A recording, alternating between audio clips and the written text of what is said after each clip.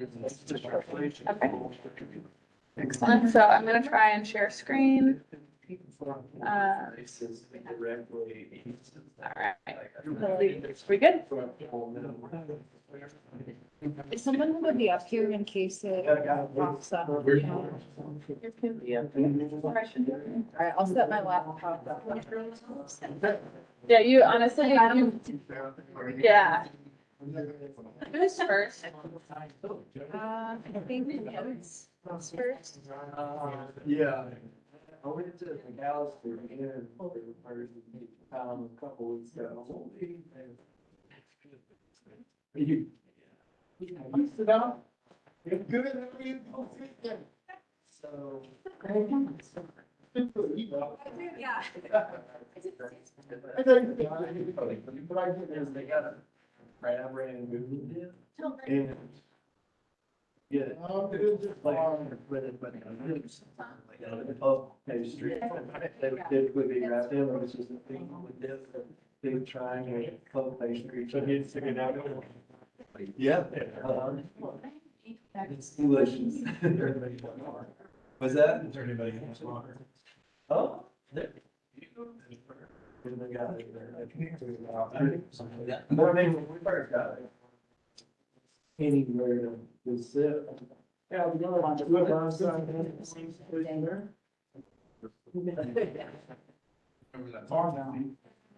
oh, I do not remember. Oh, well, then I guess. No, we do.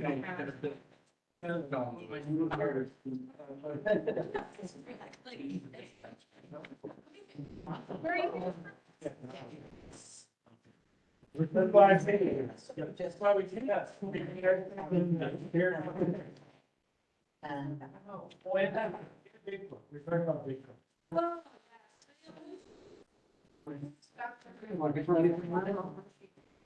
Yeah. Yeah. Around.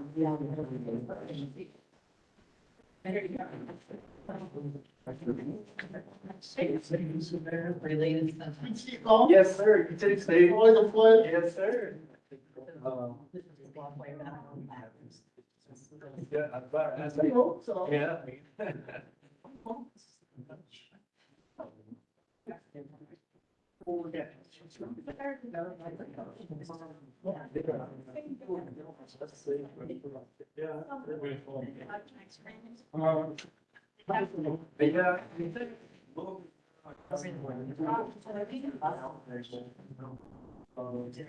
Start. I'll be Do you guys want to give a really? Huh? there's some on the water. Yeah, that's a good idea.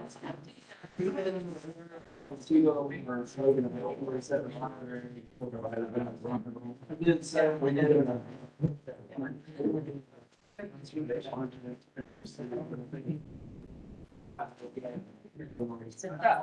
County and I don't know.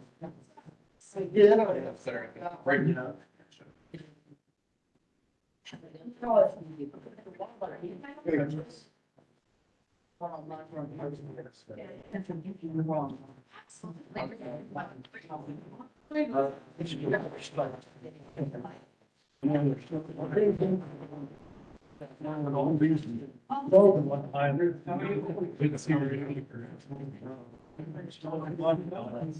Yeah, I'm putting together now the white two.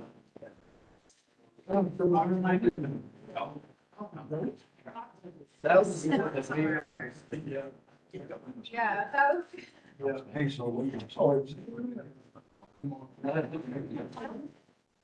Yeah, since they, we're gonna just have her, come back again here. They were like, 7 minutes. They do, and I'm. Follow it up. Yes. Yes. So many aspects. Well, David, reading your thoughts on talking about you. And I said, what do you do about that? And so I told him. He is. Sorry.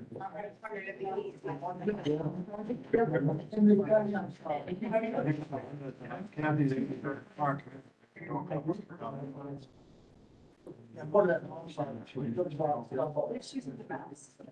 Oh, yes.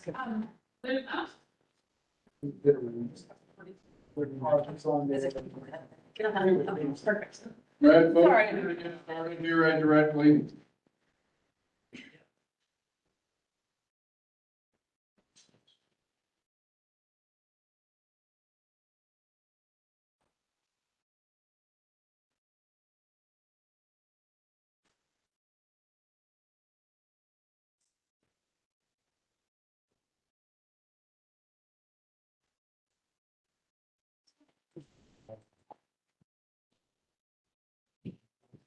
That's what we do.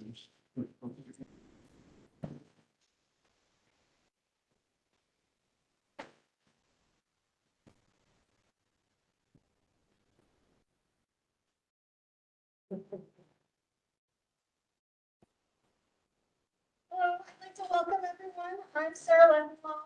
I'm the new NRCS District Conservationist in the Sheridan Field office, which I'm looking forward to getting to know all of you better, those of you I don't already know. So I'd like to thank you for coming to our land stewardship workshop. I would also like to introduce and thank our partners who are instrumental in putting this workshop together again. So we got help from the Ruby and Madison Conservation Districts, as well as MSU Extension. So this workshop started after NRCS and the conservation districts hosted a local working group meeting, which is something we do most years, to help decide what resource concerns we're going to address and what our landowners want us to be addressing. And it was brought up by several people that there's a concern in Madison County due to development and resource concerns that follow development. So it led us to decide we should create some kind of workshop to help educate as well as just offer resources and tools for landowners in Madison County to help mitigate some of these impacts. Last year, we held our very first one of these workshops, and thanks to our partners and everyone who attended, it was a huge success and has taken off across the state actually. So based on that, we decided to hold this workshop annually. And so with that, I'm going to give some housekeeping items. Bathrooms are over there. There's drinks. And there will be snacks at the break. We have ice cream, so help yourselves.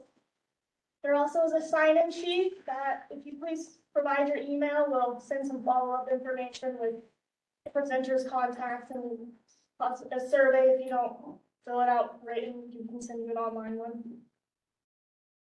Please provide honest feedback because that's kind of what we use to make changes to this workshop to hopefully keep it successful, as well as it helps us decide what topics next year to use. So we want you to be interested. And we're also going to try and keep on schedule. So each presenter has been given 20 minutes. If there's time after their presentation and they want to do some questions at that time, that's fine. But we are holding a Q&A panel afterwards. So there'll be them as well as some other experts that you can ask any kinds of questions to at the very end. And with that, I'm going to introduce our first presenter, Amber Birch, who is the administrator for the Beaverhead Weed District, presenting on invasive species. Thank you. I'm going to move the podium out of the way because otherwise I will probably trip over it. Podiums scare me because I feel like I'm short enough that nobody can see me. So we'll get that taken care of first, right? All right, so as I was introduced, I'm Amber Birch. I'm born and raised in Dillon, so Beaverhead County is my home. I know you guys are mostly from Madison County, but I think Beaverhead County to me is God's country, so it's my favorite place in the world. So we're going to talk about weeds. So to start off, I like to try to be as interactive as I can. So to you guys, what is a weed to you guys? Dandelion. Dandelion in the I back? get really tired of the stickers sticking to me. Like, Okay, yeah. Okay. So Merriam-Webster's dictionary defines a weed as a plant that's not valued and it's growing and is usually a vigorous growth. So it tends to overgrow or choke out desired vegetation. So kind of a simpler definition is a plant that's growing out of place. So when I do presentations for the 5th graders or 6th graders, I always ask them, is corn a weed? What do you think? Could be, right? So corn could be a weed, alfalfa could be a weed, if it's growing somewhere like a wheat field that it's not supposed to be, right? So a weed is kind of all encompassing, can be many different things.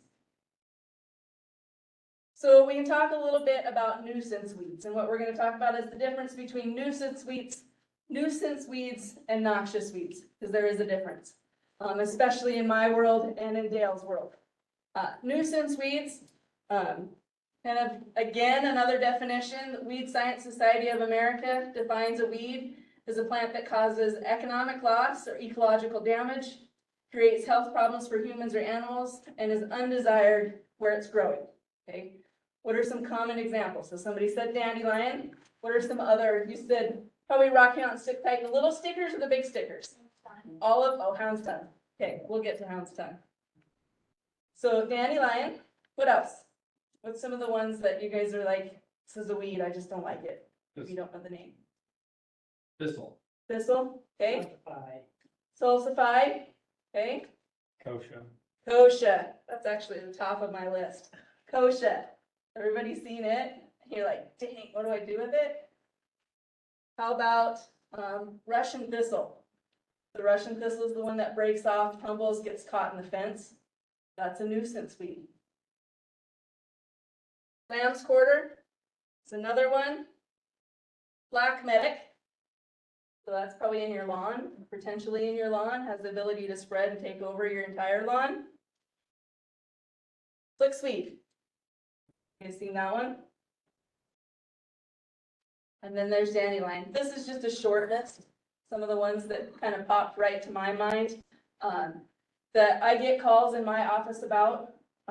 Those are nuisance weeds. These are problems that are not necessarily what the weed district takes care of, but we're always more than willing to give advice or help where we can, okay? So the other type of weed is a noxious weed. What do you guys think is the difference between nuisance and noxious?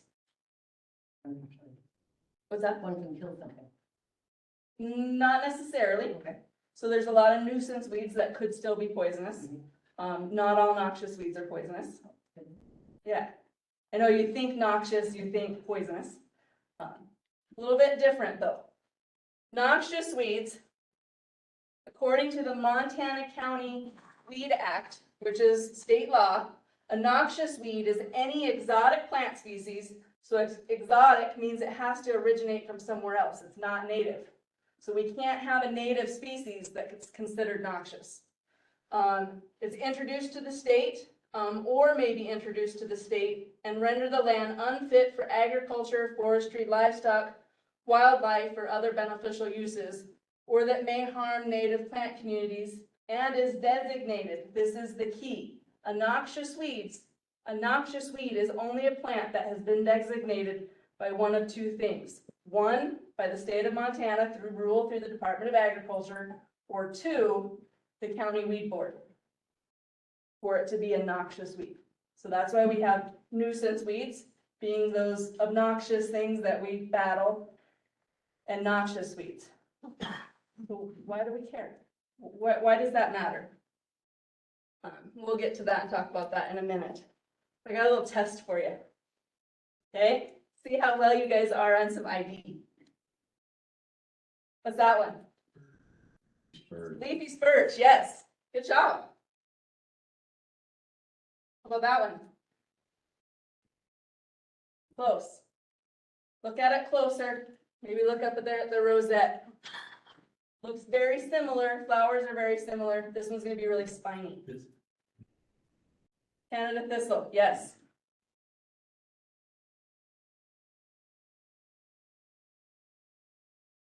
How about that guy? Ounceton, yes.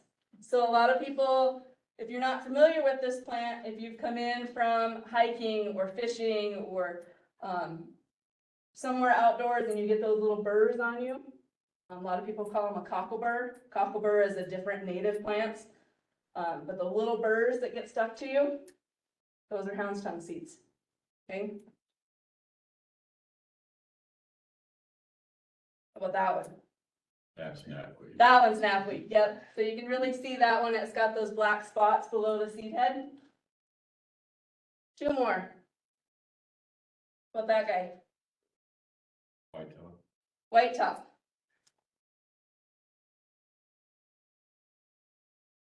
This one listed in your county? I couldn't see what it is. Somebody said it. Henbane. Black henbane. Do you have it listed? Not listed in Madison County. So all of these, the 5 that circle the outside, and the bottom are state listed noxious weeds. So these are ones that, we're required to control. Black henbane is listed as a county noxious weed in Beaverhead County. It's not listed in Madison County. So we can list different plants. What's that? It should be. Should be. Okay. There is a process that you have to go through to get that listed. That one is black henbane. So why should I care? Noxious weeds, I don't know, how am I doing on time? You still have 10 minutes. Okay, I might be done early. Noxious weeds, so why should I care? Noxious weeds have the ability to displace native vegetation. Anybody been to the Bitterroot or even Butte recently? It doesn't take much to see, especially what knapweed can do in not a really long time. Knapweed was first found in the Bitterroot in like the 1950s. Now it's everywhere. Livestock, it impacts them. Forage for wildlife, getting ahead of myself. So in the Bitterroot especially, elk populations have really declined because of spotted knapweed. Noxious weeds impact water quality. So knapweed is an example. It causes increased erosion. So as we get waterfall onto a landscape that has spotted knapweed, we get more sediment moving into the stream, chokes out the stream, hurts fish and other plant life that's in the waterways. Reduces the habitat for fish and wildlife. Many of them are toxic. I know you mentioned that. Not all of them, but some of them. Hound's tongue is one, is especially poisonous to horses. So if you have horses that don't have anything else to eat, because they're not going to necessarily seek out hound's tongue, but it can cause a liver disease. It has a liver toxin that can damage their liver. Coriolisum is another state-listed noxious weed that, especially when horses eat it or cattle, even if it's cured in hay, can be extremely poisonous. It can actually make the hooves slough off of horses. It's horrible, yeah. Reduces property values. So it does impact your bottom line. If you're selling a place, if you're buying a place, your property value is important to you. At least I would hope it would be. And then management of noxious weeds is also your legal responsibility. Whether you know that or not, within the County Weed Act, Section 722-2116 states that it's unlawful for an individual or property, a person to allow noxious weeds to propagate on their property. If you have noxious weeds on your property, you need to have some kind of a management plan of how you're going to address those species to be in compliance. So what do? First step is education and awareness. That's why you guys are here, right? You're wanting to learn something, so you're in the right direction. Prevention, prevention is key. You want to identify. If you have problem species, you need to identify them. You need to know what you're working with before you can get adequate help for that or make a plan. You want to develop and implement an integrated weed management plan. Ultimately, what are your goals for your property? Do you want to be able to have decent forage for horses? Do you want to be able to look out your window and see, the buck that's standing there? What is your goal for your particular property? And then you want to monitor what are you doing? What are your noxious weed management strategies? Are they working? And if not, adapt your plan so that it can work. Let's talk a little bit about integrated weed management. Prevention. An ounce of prevention is worth a pound of cure. Great statement is especially true in weed management. So if you have a property and you're going to be building a road, you're bringing in dirt, you've got equipment coming in, don't hire from somebody from the Bitterroot. If you do, make sure they wash their equipment. If you're out recreating and you know that you're in an area that there's knapweed, before you come home and park at your house, your truck to the car wash. Don't bring it home.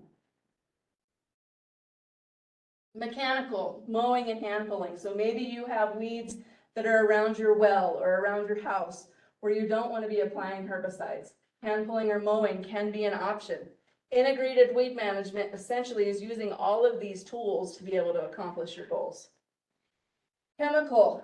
So if you choose to do chemical or herbicide treatments, you need to be making sure that you're using the proper chemical or herbicide for the species that you're targeting. So if you're using Escort to treat knapweed, you're not really accomplishing anything. So you need to make sure that your target species is what that product is going to manage. Also, your timing. If you're waiting until the hottest, driest part of the summer, that's probably not the greatest. If you can't do it in the springtime, then fall may be even a better time to be able to do that application. Fall time really is a wonderful time for weed management. The good plants are senescing, they're kind of going to sleep for the winter, but those weeds, they're still growing and ready. So fall is great. And then site conditions. There's certain products that you can't use in certain areas. So you want to make sure you're not using Tordon, for example, in an area where there's water.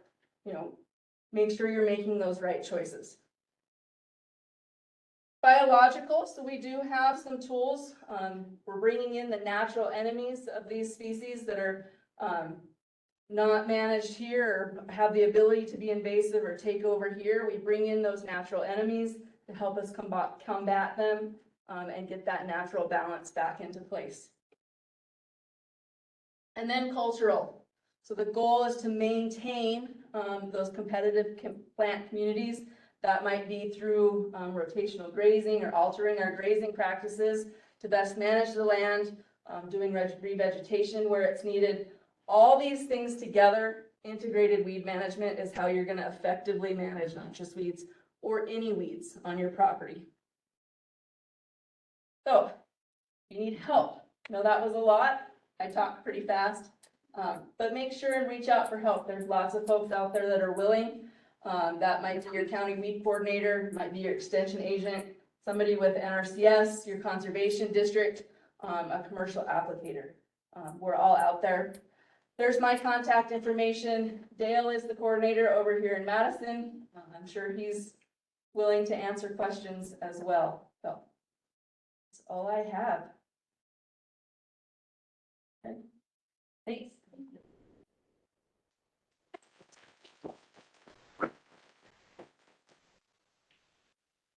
So our next speaker is going to be Noah Davis from the MSU Extension Research Station.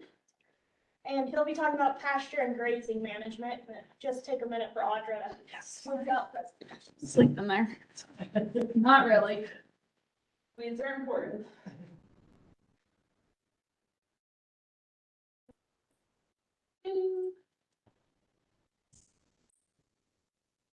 Did I follow you, or did you follow me on your computer? Yeah, you're good. Okay. The buttons, got these guys. Brian, it's always sketchy. Alright, I need to talk. Sorry.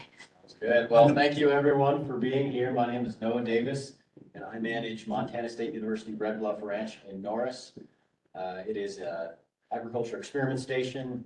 We have 13,000 acres from the Madison River surrounding the town of Norris. We run a couple hundred beef cows and a few hundred bull pipe ewes as well. And we do a lot of research on livestock and rangeland and anything in between. So let me get going, and I'm going to try to explain grazing management. There's a lot going on here, and we'll see what I can do in 20 minutes. So the first and best piece of advice that I can tell you whenever you're managing your landscape is to be a student of the system that you're working in.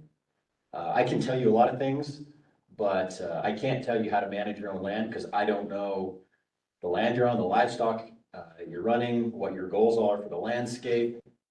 I can't tell you any of that. I can give you some principles, but at the end of the day, it's up to you to observe what is going on with your rangeland, with your pasture, with the forages that are there, and with your livestock. And it's been said that grazing management is a lot more complicated than rocket science, and I think there's something to that. There is a complex feedback loop between grazing management and rangeland.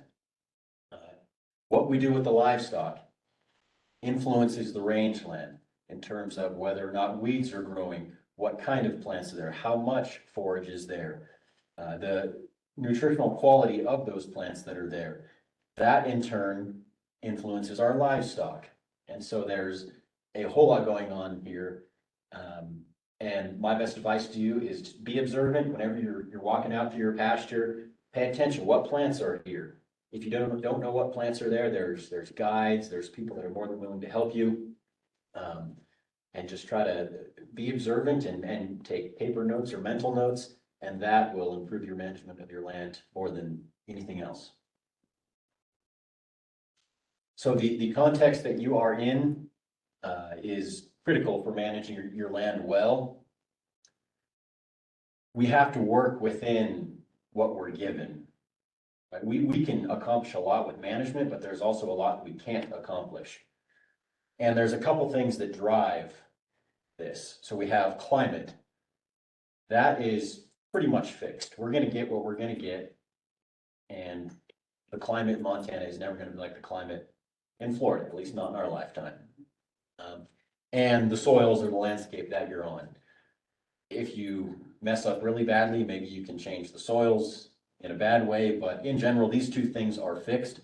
These interact and these give us really what we're working with, right? So we're working with desert, this is Arizona, we're working with Montana. And so we have to come in knowing, okay, I have to work within the bounds of my system. Whatever works here doesn't necessarily work in another state, or sometimes it doesn't even necessarily work in another county.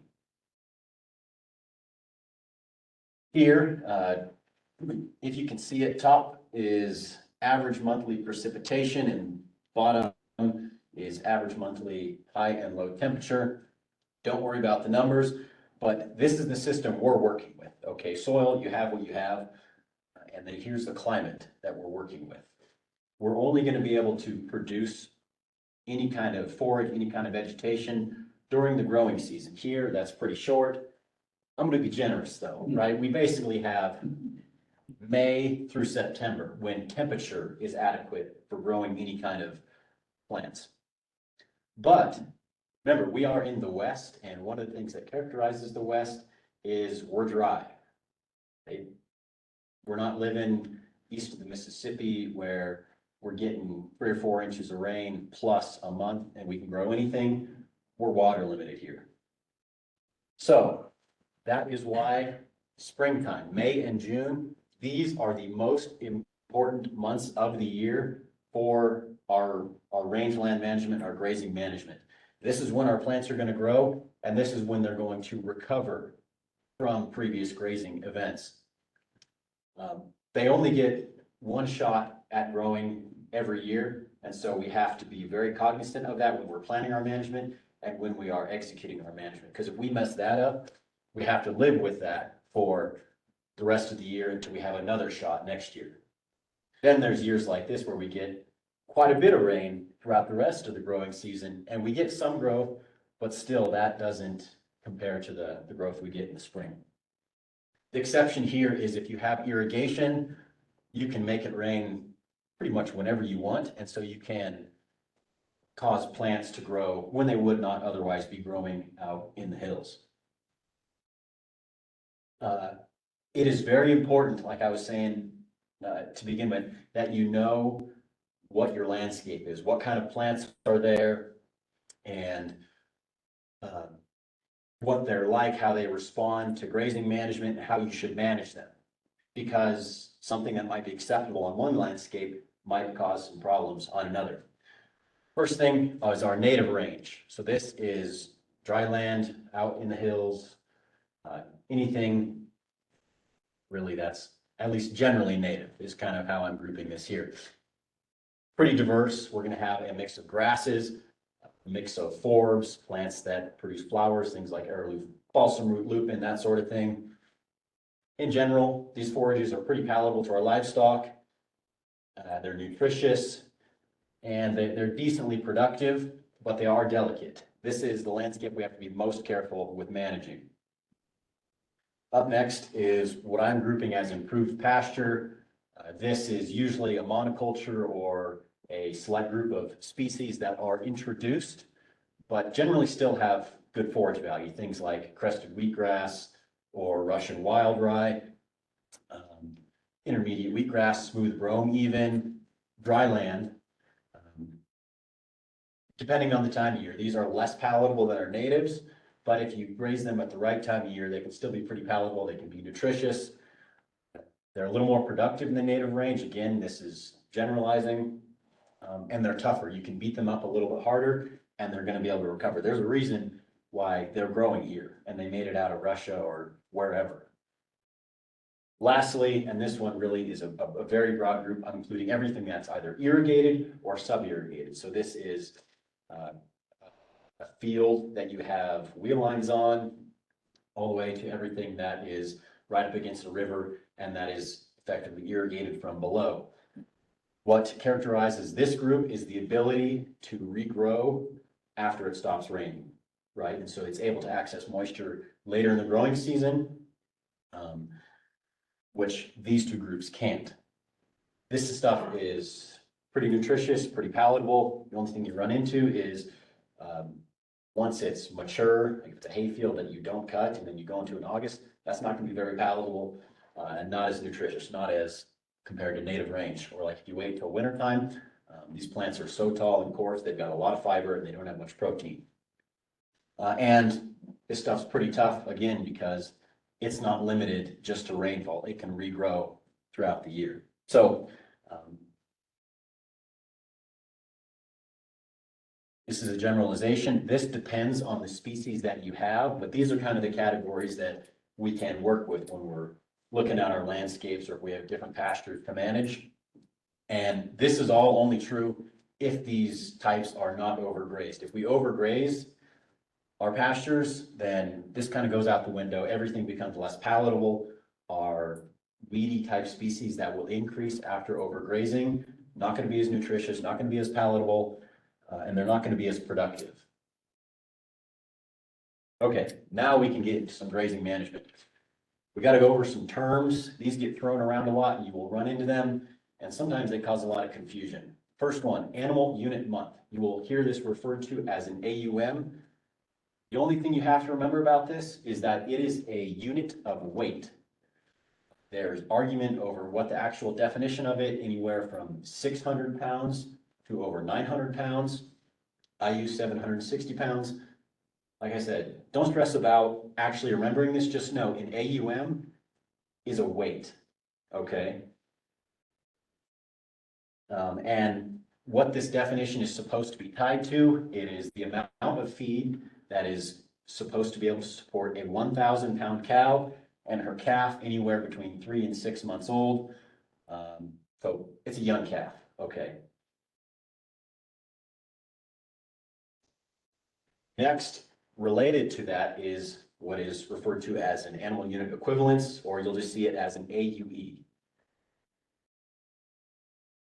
This is an index that is developed relative to an AUM. Now, that sounds kind of not very clear, but basically, A 1,000-pound cow with her calf takes this much feed to support it. Relative to her, how much feed does it take to support, say, a 1,350-pound cow? Well, it's going to take more, right? And so there's not a lot of 1,000-pound cows around. Average cow weight at Red Bluff is 1,350. I calculate my cows when their calves are less than 3 months old. I say they're 1.3 AUEs. Okay. If we look at a, say, 140-pound ewe, that is, she's got a lamb by her side, 0.17 AUEs. That means there's about 6 of these ewes that would consume the same amount of feed as a 1,000-pound cow with her calf, right? Don't worry about memorizing any of these. There are all kinds of tables that you can go and look up, and it'll tell you, here's your animal, here's the size, here's whether it's dry or it's lactating, and here's your animal unit equivalents. Horse, that's a big range. Horses weigh all kinds of different things, anywhere between maybe 1.2 and 1.5. If it's a big horse, they eat a lot. Is this making sense so far? Yep. I'm going fast. Okay, next, what do we have? Stocking rate.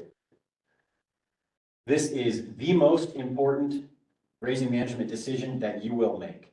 This is more important than your season use, more important than any kind of grazing system you have, more important than the class of livestock that you have. And what the stocking rate is the amount of forage you're taking off the landscape. Okay? You can think about this in a number of ways. I just like to think about it as how many pounds am I taking off the landscape, right? Pounds per acre. You can also think about it as AUMs per acre. That's how you'll see it referred to in a lot of literature. But remember, AUM is just an amount of weight. It's the same exact thing.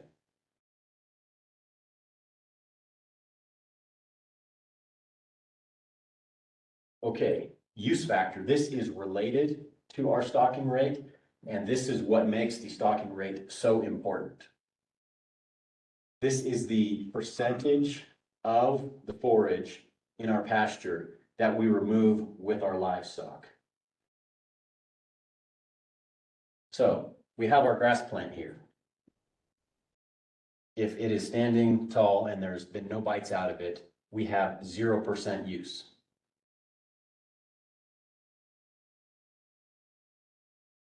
Now, we see this grass plant has been grazed. If we were to clip our ungrazed plant and clip this one, weigh them both, we could calculate and say, okay, this one is 30% lighter. It has been grazed to a 30% use. Do the same thing, that's 50%, all the way down to 80%. Important thing to note, if you're out walking through a pasture, maybe trying to estimate how much has been used, the 50% use point will be below half of the height of the plant. And that's really important, because if you just go out and take a yardstick and check the height, you can't just say, okay, this plant's 3 feet tall, this one's been grazed, and it's 1.5 feet tall. And that's just because there's a lot more weight at the base of the plant. And so if you're doing 50% use, it's going to look pretty short, which I'll talk about that in a minute, but I know 50% is thrown around a lot. And for rangeland, I would recommend going a little lighter than that. The reality is that you're not going to walk across the pasture and your livestock are going to graze everything like it's a table at whatever height. It's going to be a mix of all of these different uses, and that's why it's the average. Okay, and there's a lot that goes into why they graze to different heights. It's for another time, but you can manage your livestock and they can graze more or less even. Okay, so what do we want to go for then? This is our Goldilocks principle. How much is not too much or too light? And this is what we call moderate use, right? Moderate use is a term that it just means it's different, like I said, in every single context, but relative to the exact system you're in. Montana rangelands, as long as there have been rangelands in Montana, they have been grazed. It is okay to graze them In fact, they require some kind of disturbance to stay healthy. Otherwise, if you just pull livestock away and leave a pasture thinking no grazing is going to make it healthy, it might to a point, but after enough time, you're not going to see any improvement. In fact, it's going to regress. We've got exclosures at Red Bluff since MSU bought the ranch in 1956, and they've got cheatgrass and crested wheatgrass and all kinds of things in them. Anyway, some grazing is good. My recommendation is always to start with about 30 to 35% use on native rangeland. If you have improved pasture, they can take a little bit more use, and if you've got irrigated pasture, you can ramp up the use of it quite a bit, again, because you can irrigate it and it can regrow. It's like you turning on spring again. Here's a couple pictures. Believe it or not, this is actually the same pasture, but it really illustrates the point. This shows you, this is not great grazing management, same pasture, and you have heavy grazing and little to no grazing in the same area. 630 pounds of forage per acre where it is heavily grazed versus 3,600 pounds of forage where it is not grazed. We don't want to be on either end of this. We want to be somewhere in the middle. If you can kind of tell looking at this, it's pretty small for you guys on this screen. You can see a lot of color on this photo on the left, and those are forbs, mostly native in this picture, but it could just as well that they be non-native, either nuisance or exotic weeds coming up. We have a lot less production, like I was talking about on our range types. Over here, the problem with little to no grazing is we have a buildup year after year of plant material, and that really reduces the quality of that plant if an animal's going to go graze it, so they're going to choose to not graze it. That, and then this becomes a liability for fire. When this burns, it's going to burn very hot, potentially kill those plants. Excuse me. Yes. Your pounds there is a little bit confusing, but those pounds that are under those indicate what's residual, what's there now. Yes, this is what is available to graze, not how much was harvested, right? This was before any grazing happened. So we had 630 pounds to work with. We couldn't graze that much because then we'd have nothing left. Does that make sense? Yeah. Okay. Okay, I've got a couple minutes. We're going to go through a quick example of how to calculate a stocking rate. All you have to remember whenever you're trying to figure out your stocking rates or how many animals you can run or how long they can be is you have supply and you have demand. Those have to equal one another. What goes into supply is everything that you have, how much land you have, how many acres, how productive is that land, and how much you're going to remove. And then our demand, how many animals do you have? How long are they going to be in there? And your animal use equivalency. So, how big are they? What class are they? And then you can figure out, if you're using the AUM concept, how much you're going to need to support them for that time. Now our example, let's say we have a pasture, we've flipped it, or we estimate we have 1,200 pounds of forage per acre, right? So that we clip it to the ground. That's everything that is above the ground that we could graze, not everything we are going to. And we want to go for 30% use on this. That means we have almost half of an AUM per acre available to graze. We have 15 acres in this pasture, and we have 3 horses at about 1.25 AUEs. So we want to know, how long can I have my horses in this pasture for, say? Well, we do some algebra, the equations on the previous page. Don't worry about following this. If you have questions, I can help afterward. I've got sheets, or there's sheets with extension. We can solve for time, how long the animals are going to be in there. We can plug our numbers in. All of our units cancel out. That means we did get right. And we come up with the answer of just shy of 2 months. Right now we can rearrange this and we can solve for anything. We could solve for the number of animals we have in a pasture if we want to be in a pasture for, say, 1, 2, or 3 months or whatever. You can rearrange this and you can calculate your math, or if you want to calculate how much you've used. Anyway, That was very quick. There's a lot of math there. Don't get stressed about following that.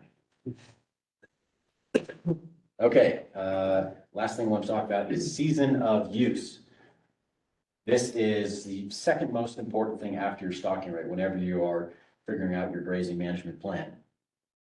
All plants, I don't care what plant it is, if it is grazed, it has to recover from grazing. Otherwise, it will die and it will drop out of your pasture, out of your system. Quite often, our best plants are the ones that are grazed, and those are going to be the ones that drop out of the system first. Remember in our graph, May and June, most important time of the year, we graze a pasture every year in that part of the growing season. Those plants are never going to have a chance to recover. And so they will, over time, decrease abundance in our system, decrease production, and eventually, if grazed hard enough or often enough, you might lose, say, Idaho fescue in your pasture. That's best forage at Red Bluff. That's what they'll go for. But if you don't allow your pasture to recover, you're going to lose it. Again, exception is irrigation. We already talked about that, though. Okay, one way around it is a grazing system, where rather than your livestock being in a single pasture all season long, you can put a fence in the middle of the pasture, and you could say, okay, this year we're going to graze one half in the spring, the other half in the summer, and the next year we're going to flop that, so that every other year that part of the pasture has the first part of the growing season to recover. It doesn't have to be complicated. We could talk for hours about grazing systems. They're not all alike, but they all rely on the same principle of changing when your livestock are grazing a particular plant in a pasture, right? Okay, last thing, like I said, pay attention to what is going on your landscape with your livestock in your pastures, and you'll be all right. If you need help, reach out. There's lots of people that would be more than happy to help you. NRCS, Extension, Conservation District. I can help. I'm sure a lot of this was blazing fast. And make a plan, but pay attention to what's going on. If you need to change the plan, that's fine. It's being adaptable, and that's what we all do. Okay.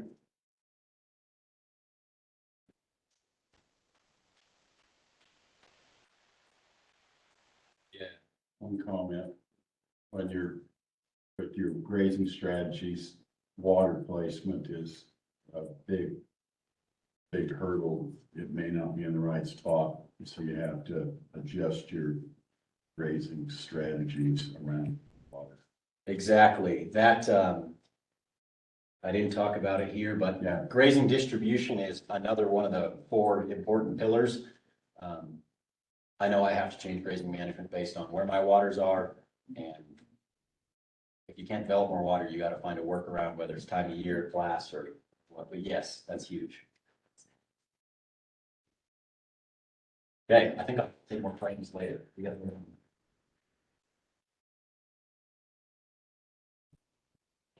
So our final presenter is Daryl Schulte, and he is the forester for Madison County. He's going to talk about some wildfire risk.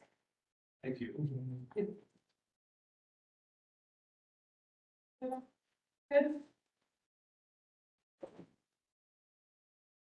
Okay. That's a little weird. Okay. Side. All right. Yep. Okay, good deal. Well, good afternoon. I was introduced as Daryl Schulte. I'm the Madison County Forester. I'm a retired Forest Service. I spent my entire career in wildland fire, and came out of retirement several times. And Madison County has an issue in my mind with wildfire risk and issues with prevention, all kinds of stuff. I couldn't take it any longer, and they made me an offer I couldn't refuse, which wasn't hard. So I'm back. And we're gonna talk about wildfire risk management. Mainly it's gonna be fire-wise talk today. And if you have questions, please, I've got cards and contact information, but fire and it's fire, I move a lot, 2 things. I've been told in the past teaching classes that Daryl should do more decaf. So if I start talking fast, hold my hand up, slow me down, because I really love what I do. And I'm hard of hearing, so I'm staring at you. It's not because I'm fascinated with your eyes, your glasses. I'm just trying to figure out what you said. So that being said, we'll dive into it. Anybody recognize that picture? Yeah. Yes, I heard yes. from Maui. And, I'm gonna start with just a simple question. Why'd that one house survive when the Maui fires in Lahaina? We had boats burst into flame 100 feet off the coast as people were coming in to try and help evacuate folks. And cars were melted. So what do you think the difference? What'd they do? Type of construction. Type of construction. It's a 110-year-old house. The, stuff was in the paper, just, Clayton sent this to me, but I already read it. And I thought, this is fascinating, and I got a chance to talk up here. 100% wood house, new owners, and they did, a couple different things. They changed the roof to either wooden, from a wooden shape or a thin tin to a tougher steel roofing, metal roofing. They replaced a bunch of the stuff around the home, stones, took all the burnable out of the way. And they also said they removed a bunch of the foliage. And that was mainly for them, for the termites that are down there. But you know what gets most houses in a wildland fire? You think it's ground fire? Ground fire? Embers and creeping ground fires. Los Alamos in 2000, wasn't it, Roger? The Los Alamos burn. They went down, did a bunch of studies on it. And while everybody was chasing the real rapid spread surface fire and ground fire, they forgot to check the houses behind them. And it just crept along, found its way to get from here to there through a burnable vegetation and burn a lot of the houses down well after the fact, the flame in the front going by. So it's a lot of little things you can do that can make a huge difference. So I borrowed heavily from the DNR's fire-wise sites. They've got a lot of good information. The Forest Service has quite a bit of it too. And I just say follow fire-wise practices. This is the link to this publication, this Homeowners Fire Safe Guide for Montana. It's from 2009. Not a lot has changed in 2009 on how fires burn around here, except the grazing and growing season has changed. My first fire season was 1976 in Libby, Montana, and if you had a fire before the 4th of July, it was unusual. And if we were done usually by the middle of September, fire season was over in Montana. Now it's early May, and often it's October. I think I was up there for almost a Thanksgiving party one year, wildfires. So the fire season is changing radically in the West. And people are building in more entertaining places for firemen. So it's a real complex mess. So I'm gonna walk through as slow as I can some of the stuff about fire behavior and things of that nature. The fire triangle, as we teach it in basic fire behavior, is fuels, weather, and topography. We know the topography doesn't change a whole lot. If it does, we hope it's not too fast. The weather we haven't got a lot of control over. So the biggest thing we can control is the fuels, correct? Whether that's your house or around your house. So when we talk about extreme conditions, what do you think extreme fire conditions in this part of Montana are? Sorry? Drought. Definitely drought. How about temperature? What kind of temperature? Low humidity, I think. There you go. And wind. We got a 20-20 rule in lodgepole pine. Your relative humidity drops below 20% and our wind speeds over 20 miles an hour. We have an increased chance of having a ground fire, depending on the age of the lodgepole stand. And we're surrounded with lodgepole, Douglas fir, juniper, my personal favorite. Stuff turns like Roman candles. And I've got lots of pictures of that other places, but we've added the human environment here because we keep having people build in interesting places, like I said. Several years, I'm on the Virginia City Volunteer Fire Department. I just can't quit. I have too much fun chasing fire, and it's I'm a compulsive addictive personality, so fire's my place. Anyway, I drove up the gulch with the fire department up on the cornucopia toward the repeater sites and the cell tower, telling which one homeowners going up the gulch we could save or not, or which ones we just smile and wave as we went by, because it wasn't worth the risk of the firemen. And they don't have a lot of background. They're great folks in the volunteer fire department, don't get me wrong, but they haven't chased fire like several folks I know who chased it for many, many years. And it's easy to make a bad decision when you want to be a hero, because it's your neighbor's house burning and you want to help them. But We've lost too many people doing this, so best thing you can do for the fire department is make your house firewise, or your ranch house firewise. Take care of the place. So the human environment has become even more tricky. People are building in tougher places with little or no water. And a couple places in the Wise River, I can remember, guy put a really nice house up above the river, just out of Wise River. Invited the volunteer fire department up. They said, great, can't save it. They said, why not? So your road's got a switchback in it. We cannot get our truck up your road. He spent the money, fixed it, and invited him back up. I said, what do you think? I said, still can't save it. And they were, why? So we've got a 500-gallon tank in our truck and no water tender. He helped him come up with a water tender. He was proactive. Most folks say, gee, too bad, and, you know, just sweeping generalization, but they don't have that kind of money. So whatever you can do to help us out is huge. So we talked about fuels within topography, survivable space distances. That all depends on slope. Once you've got 100% slope is a 45-degree slope. Steep. So just clearing things out around your home, giving yourself that buffer of defensible space, one, both for the fire department and for you. There were houses saved in Maui with garden hoses. Not many of them, but a few of them. And I've seen it all over the West. Folks have had firewise things done to their property and their houses survive. So give yourself some space. As you can see, the steeper the slope, you may have to clear things further up slope. And we can go through a whole list of things I really hate seeing. I used to do home assessments for several, USAA and Sequoia. They have the private firefighters that send to the rich people's houses down in Jackson Hole or down in California. I used to do assessments for them. And it's really interesting to see what folks think is safe. I mean, my personal favorite's a year's supply of firewood in the front porch. Yep. Love that. And the other one is the big potted plant whiskey barrels full of bark mulch and things. Great place for a fire. Absolutely loves that stuff. And the ember showers will find you. One of the things that I'll do if I come out and do an assessment in your home is if your screens on your gables or any vents in the home are larger than a 1/4 inch, I'll ask you to change those to 1/8 inch or smaller. Those embers will find it. It's like water when you have an ember shower around a home. It's looking for a way in. It's absolutely fascinating. So clearing space around it gives you some room. Home ignition zone. I know this is pretty fine print. And again, it's all on the web. But you've got some zones here, as you can see. Zone 1, 2, 3, there's even a 4 out there. Zone 1, right in around the home. I'm building a new home in Virginia City. It's gonna be firewise. I'll have a gravel drive around it. I'm gonna have some gravel against the home. I'm not gonna have a juniper in sight, hopefully. I won't have many flammable objects or plants against the house. It's no big deal. Outside of that, I'll have some grass, things like that. But I'm just gonna make it safe because I'm in a large sagebrush area. And, well,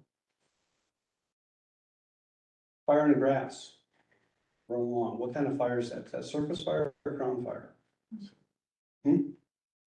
Crown fire. Yeah, it's running through short crowns. Sagebrush is still a ground fire. Everybody thinks crown fire has to be the big tall trees. No. What's the deadliest kind of fire in the nation for firefighters and homeowners? Grass fire. We kill more people every year with grass fires than anything else. They don't think it's a big deal.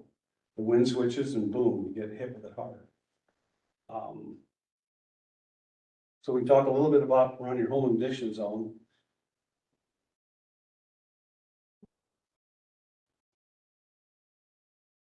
I love the first line. Trees here are considered part of the structure. The fewer the better, and at least 10 feet from the structure. A couple of places I looked at, I think it was Lake Tahoe. They built the home around the tree. Didn't think, you know, they love the trees. I get that. But, you know, how much is enough and what can you do to save your property? I've also had people tell me to my face, they have enough insurance to cover whatever they lose.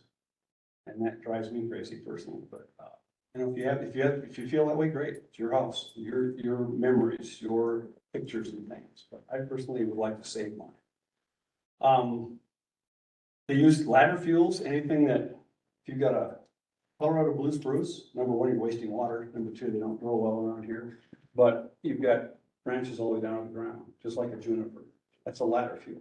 It will crawl up that if it gets underneath there, and it can get into your eaves and your gutters. If you've got ponderosa pine, other trees, even hardwoods or broadleaf trees, hardwoods, clean your gutters. I've been in places where there's a stack full of pine straw, and that will burn quite nicely. And some of your seamless gutters that are plastic are also a nice ignition source. There's a couple of fires I'm working on that the irrigation lines in your garden burn like a fuse. It's a plastic product, petroleum based. They can burn with water. So be careful what you put around your home. Dry grass, irrigation, that's all pretty basic. I think most of you know that one. Zone 2 is a little bit different. You get out up to, they say in the first line, which again is so hard to read and I apologize, but typically survivable space should extend at least 100 feet from your structure. And that again depends on slope. If it's flat ground, in an ideal world in fire behavior, if you have no wind and no slope, your fire will burn in a perfect circle if the fuels were all uniform like a grass field. You start the slope on it and it elongates. Slope affects fire like wind. Steeper the slope, the faster the spread, with preheating and all those things. So if you've got about 100 foot of defensible space around your home and it's reasonably green, or you can irrigate it fairly rapidly, you've got a good buffer for most anything. Propane tanks at least 30 feet from the structure. I like that. Flammable vegetation at least 10 feet from wood piles. Also like that one. I've seen quite a few times where people have their kids' jungle gym holding up one side of the fuel or the firewood pile because the kids have grown up and moved, but nobody's moved the jungle gym yet, and that's all flammable and so on. There's lots of little things you can do.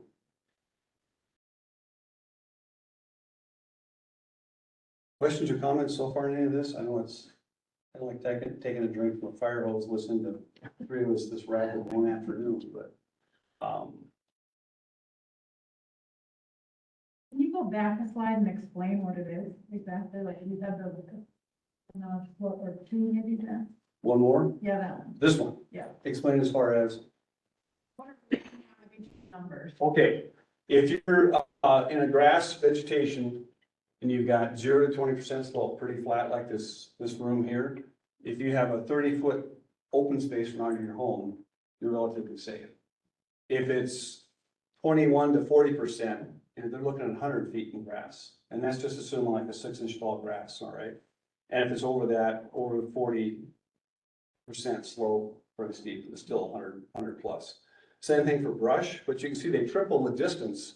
Why do they think they triple the distance from the flat ground? Taller fuels, longer flame lengths typically.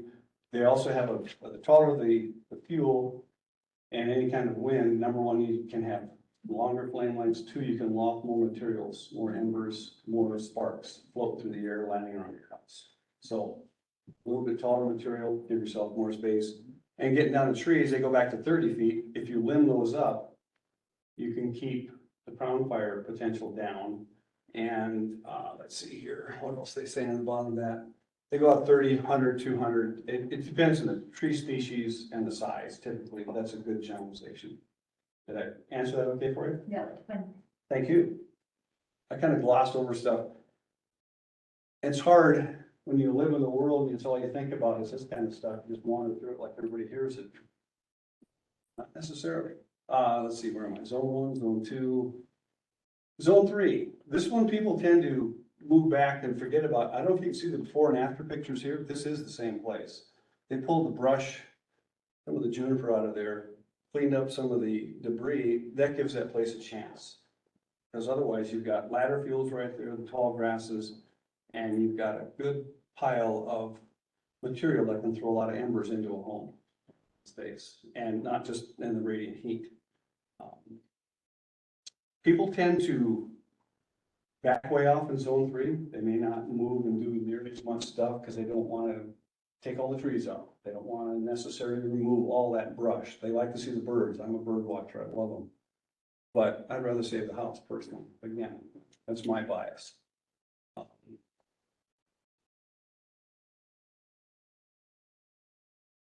I think here, what else they've got here, the other thing they talk about is dead trees, and that's one thing I haven't covered at all. Dead trees or snags, as we call them in the business. They're a definite threat to the home.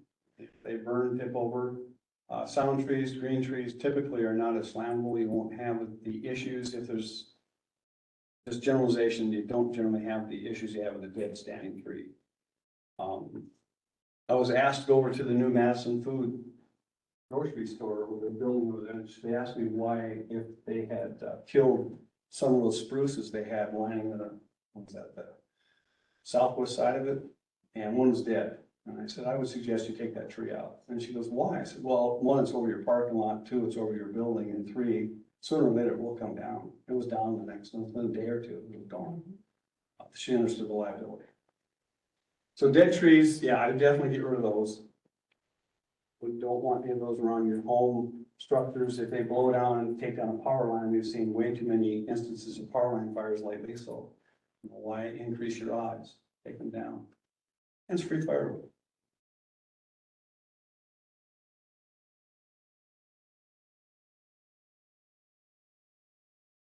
This one starts talking about wildland urban interface, and everybody know what wildland urban interface is technically? Where you're building right up against the forested areas, more remote, like Sunrise or Sundowner.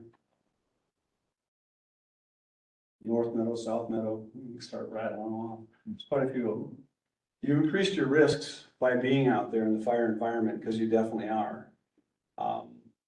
And right up against the wild urban interface with trees, let's just go to Sunrise or Sundowner. With some of the trees up here, I think typical tree heights 60 to 80 feet. You can get a fair amount of spotting, long distance spotting in that. And a major crown fire, some like Maui. And I've seen spotting up to a mile plus in front of large fires. It can happen. So you're increasing your odds of having an interaction with the wildland fire, and every acre out here will burn someday. It will burn. We can't stop it all. And I think the other statistic I would give, I think I'm getting close to my time, I'm not sure. 3 more minutes, okay. I'll bore you with statistics. 10% of the fires nationwide every year only burn, sorry, got that backwards already. 90% of the fires, on average, every year in the nation, only burn 10% of the acres. That tells you that other 10% of the fires are the big ones, like the mountain fire, that are burning 90% of the acres. And they're uncontrollable. They're beyond, we call them Kodak moments. You're not going to get fun. People die doing that, in these houses and so on. So by having, I should have that picture back up here, having the work done like those folks did in Maui, inadvertently save their home. You can all do that here, your places. It doesn't take that much. It truly doesn't. I think the other thing I would recommend too, if God forbid you have to evacuate and you've got water available on a pump or whatever, and a well, sorry, and a pump, water things as much as you can. Raise the humidity. It doesn't take that much again to raise the humidity, and it'll help around the home. But if you have planters, hanging baskets, firewood stacked up against the front, raised decks with a lot of weeds and grass underneath them, noxious weeds, cheatgrass, that's gasoline on a stick. That stuff just is incredible how it burns. Rambling, sorry, but there's a lot to this too, like all the other discussions. Couple of questions before I run out of time, or do we have a panel after this? Is that right, or something like that? If you want to take some. Yeah, questions or comments? I was asleep, that's good. Yeah. Thank you. Thank you. I forgot to put it on here, but if you want me to come out and do a home assessment, call me. Send me an email. I'll be happy to. It's part of my job. If I can help you save your place, I'm all over that. Thanks. So I've got a question. Sure. Are you involved when the county considers subdivisions, new subdivisions. You get involved in, I see, around the county, a lot of subdivisions that are a big fire risk. You see me biting my lip. My position's brand new. I was hired in February or March. And I was telling the commissioners when they hired me, I said, I want to work on subdivisions.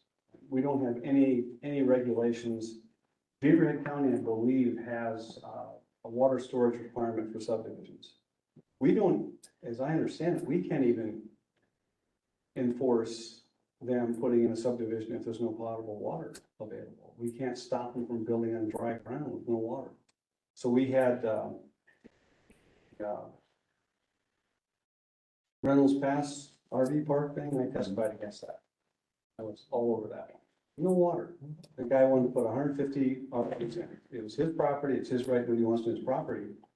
But as a fireman, I'm thinking, I don't want to fight 150 RVs on fire with the propane tanks blowing up and God knows what else they've got in there for fun stuff. And there was no requirements for water.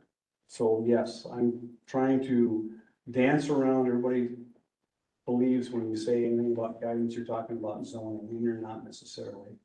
But we need to do something different. It's not safe. You just see, a number of the developments that I've seen around. Mhm. They've, prior to them being sold, developed, most of them have gone in and it's like crested wheatgrass or something like that, a lot of them. So they've got a lot of dry vegetation there. That's just like gasoline, it takes off. Yeah. And I've seen 20 and 30 foot tall flame lengths and, 2 to 3 foot tall grass, depending on the day and the wind. It can be incredibly intense and fast. So yeah, I'm hoping I can do something in my time is, I want to replace myself in 3 to 5 years. I got to retire someday. But I would like to try and get some kind of guidance in so we can not have some of these things happening.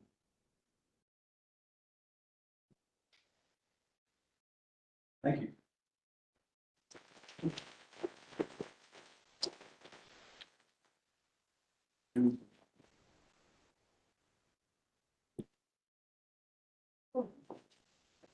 So we're gonna take a few minute break. Audra's grabbing ice cream out, would like some, or grab a drink, that's break. If there's any agency folks, experts that wanna come up and be on the Q&A panel, please do. And then feel free to ask questions, basically anything. It doesn't have to just be on what you just heard, but of course, if you have questions on those, please ask.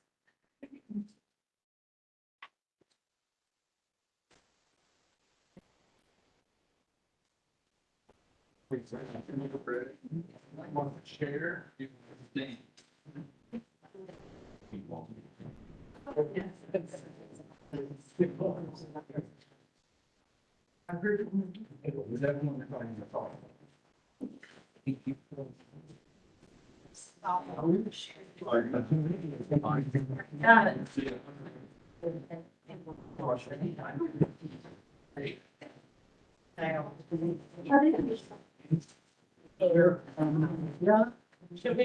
We can either stand, probably stand.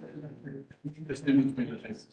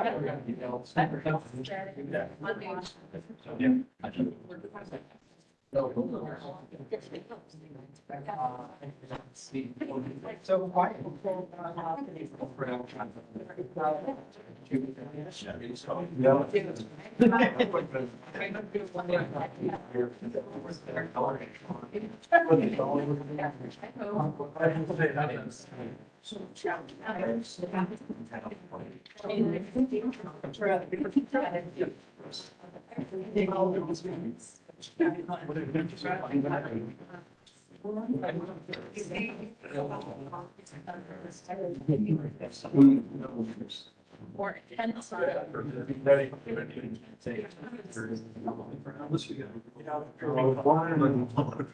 We should have a. Yeah.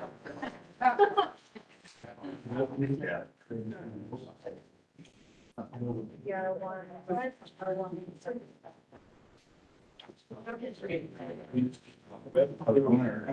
Gunner, yeah.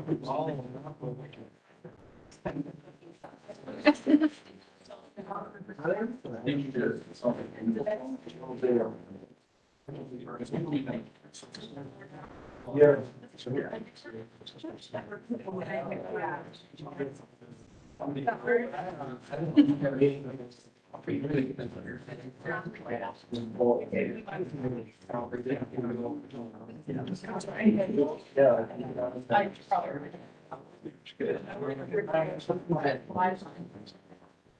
There's like small.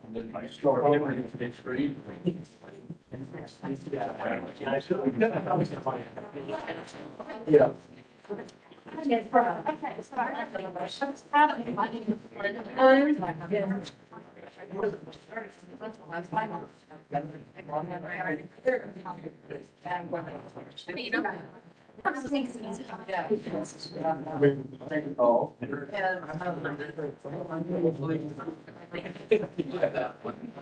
Yeah. Well, I think. Yes. For health.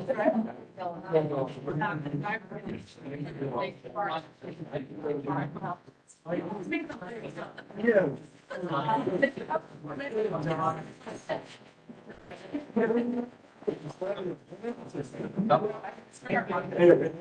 What is that?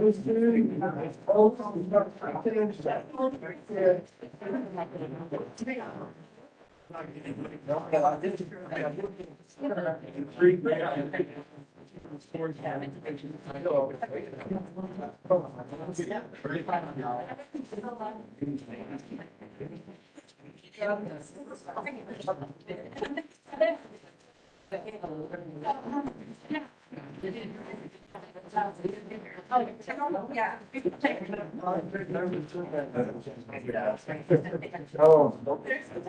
Yeah.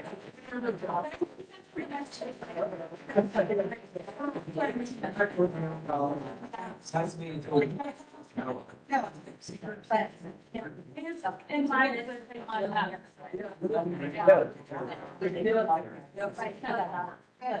Have you applied? You're leaving. Oh, good. No, we do that, yes.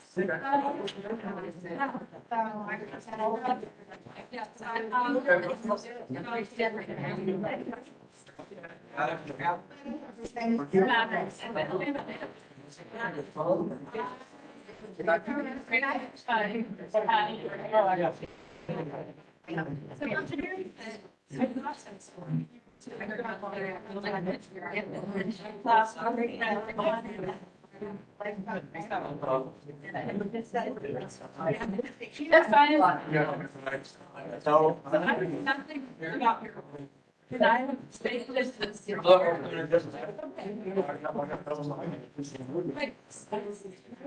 We're out of.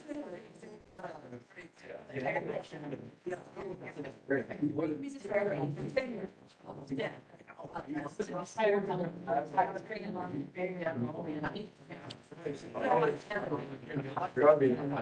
Fireball.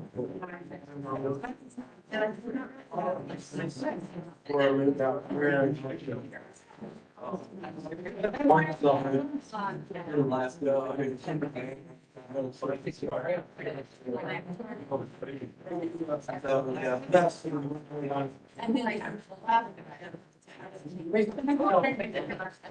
Yeah, yeah. I mean.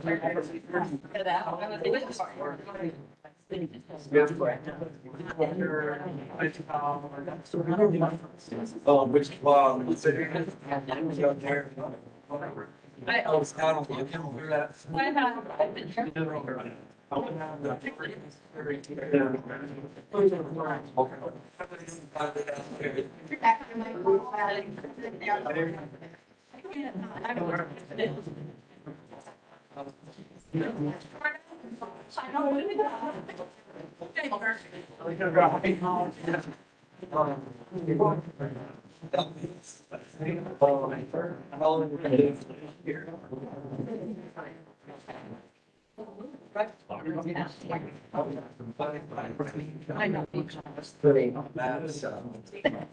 They will. Which is basically. So I'm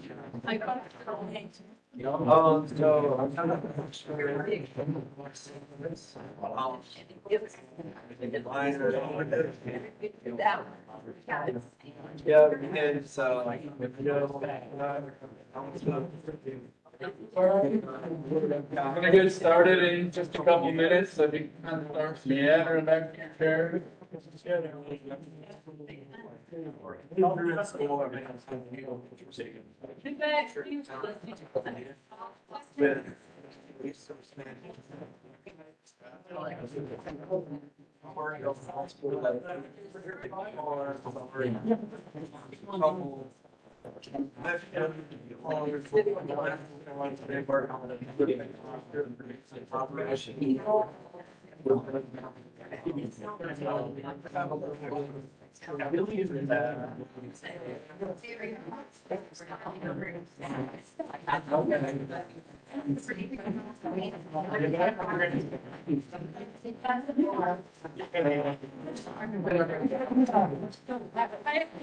I got that.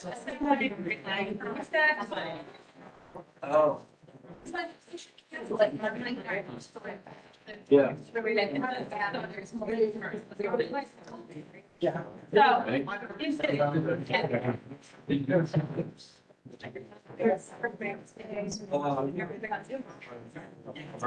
Yeah. Yeah, well, that's the same.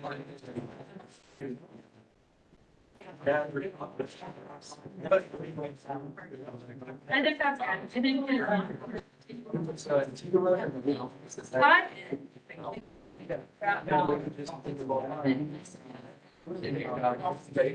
one of two babies.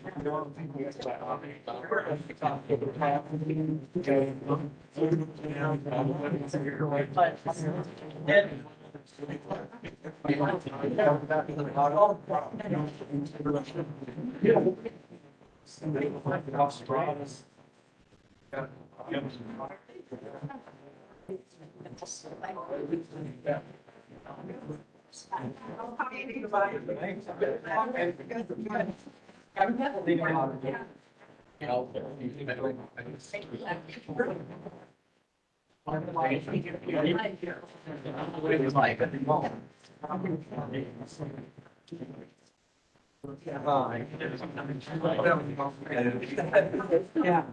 I love it. Here you go.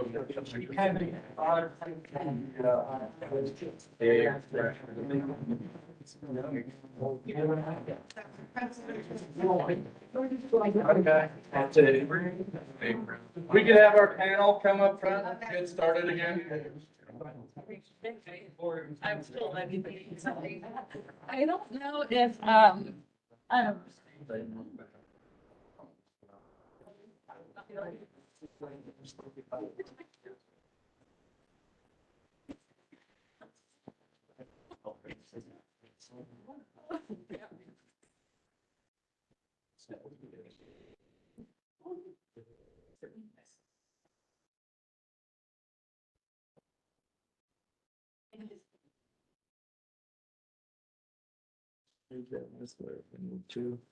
You guys are a little tight down there.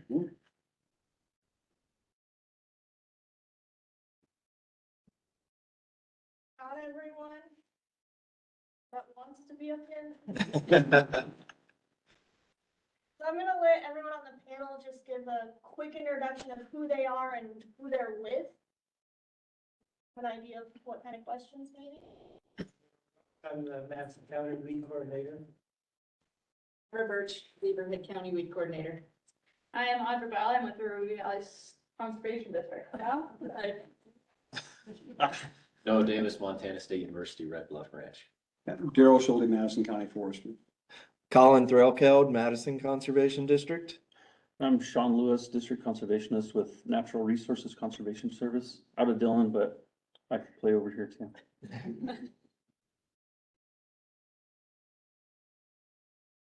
Got a question, just raise your hand.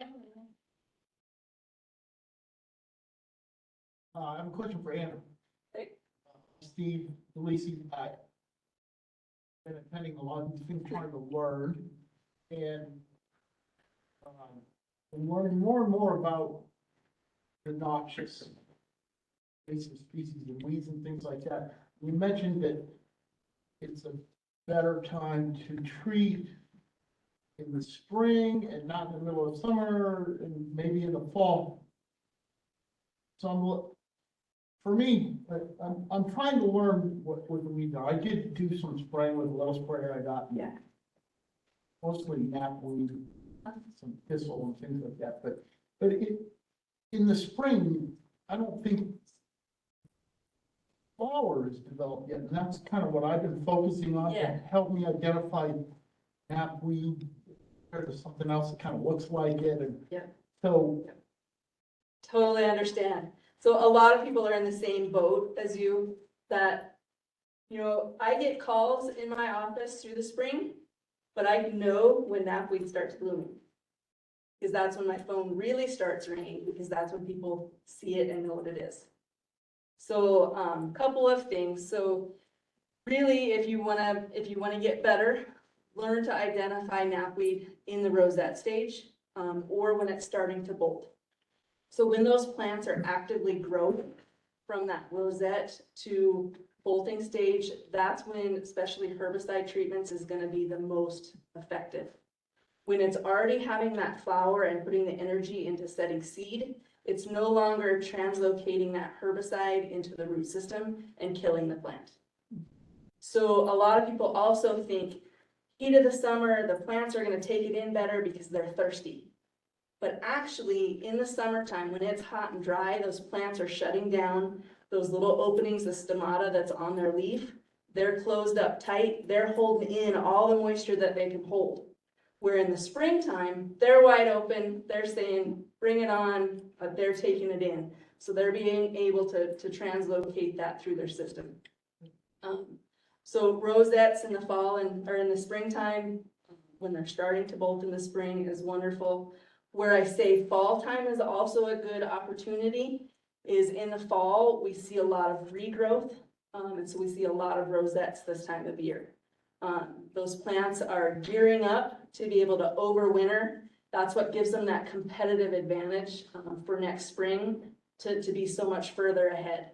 We'll see, if we know where knapweed is in the fall and those rosettes, it snows in January, we can go in 6 inches of snow, we can uncover that snow and we can find green knapweed sitting there.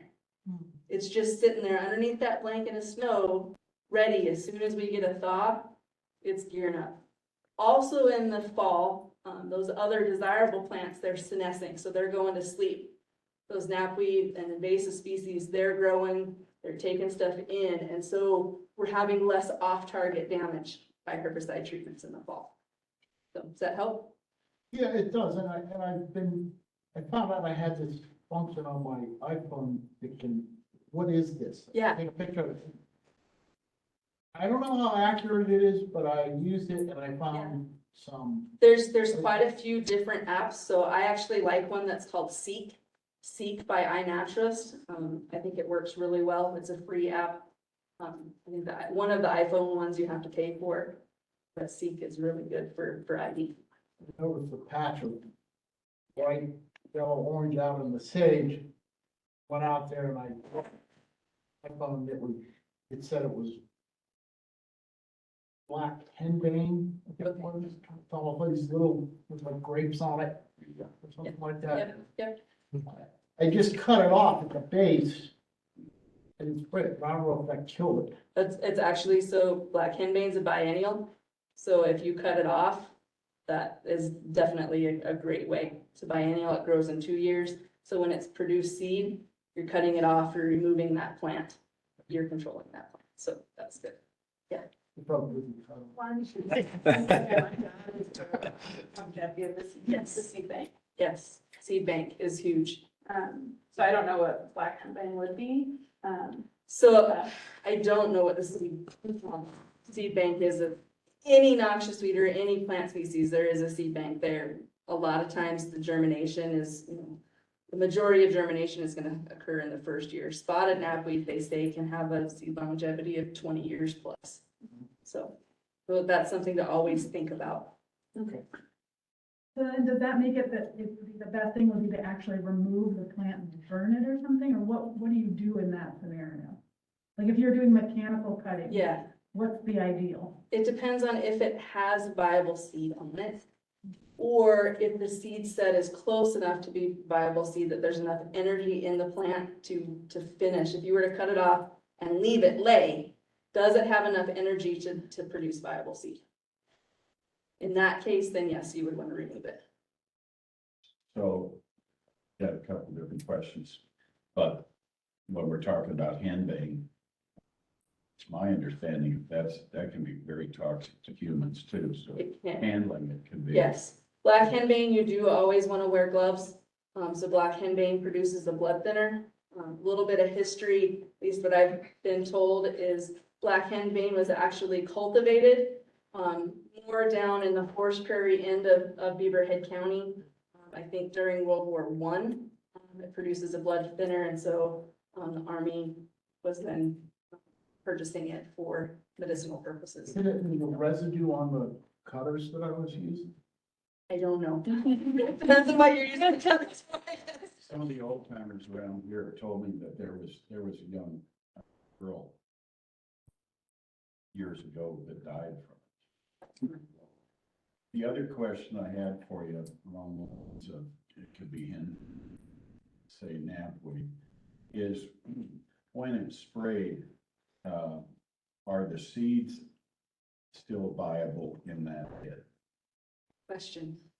I don't know, maybe MSU has more study on that. I don't know if studies have been done. I know there's been one study that I do know of on Horiolism. So the particular study was actually done in Southwest Montana 4, 5, maybe 6 years ago. Horiolism, they looked at different herbicide combinations. The one that had the most impact was a combination of milestone and escort, and that combination did have an impact on seed viability. What I have seen, so not research by any means, just my visual observations.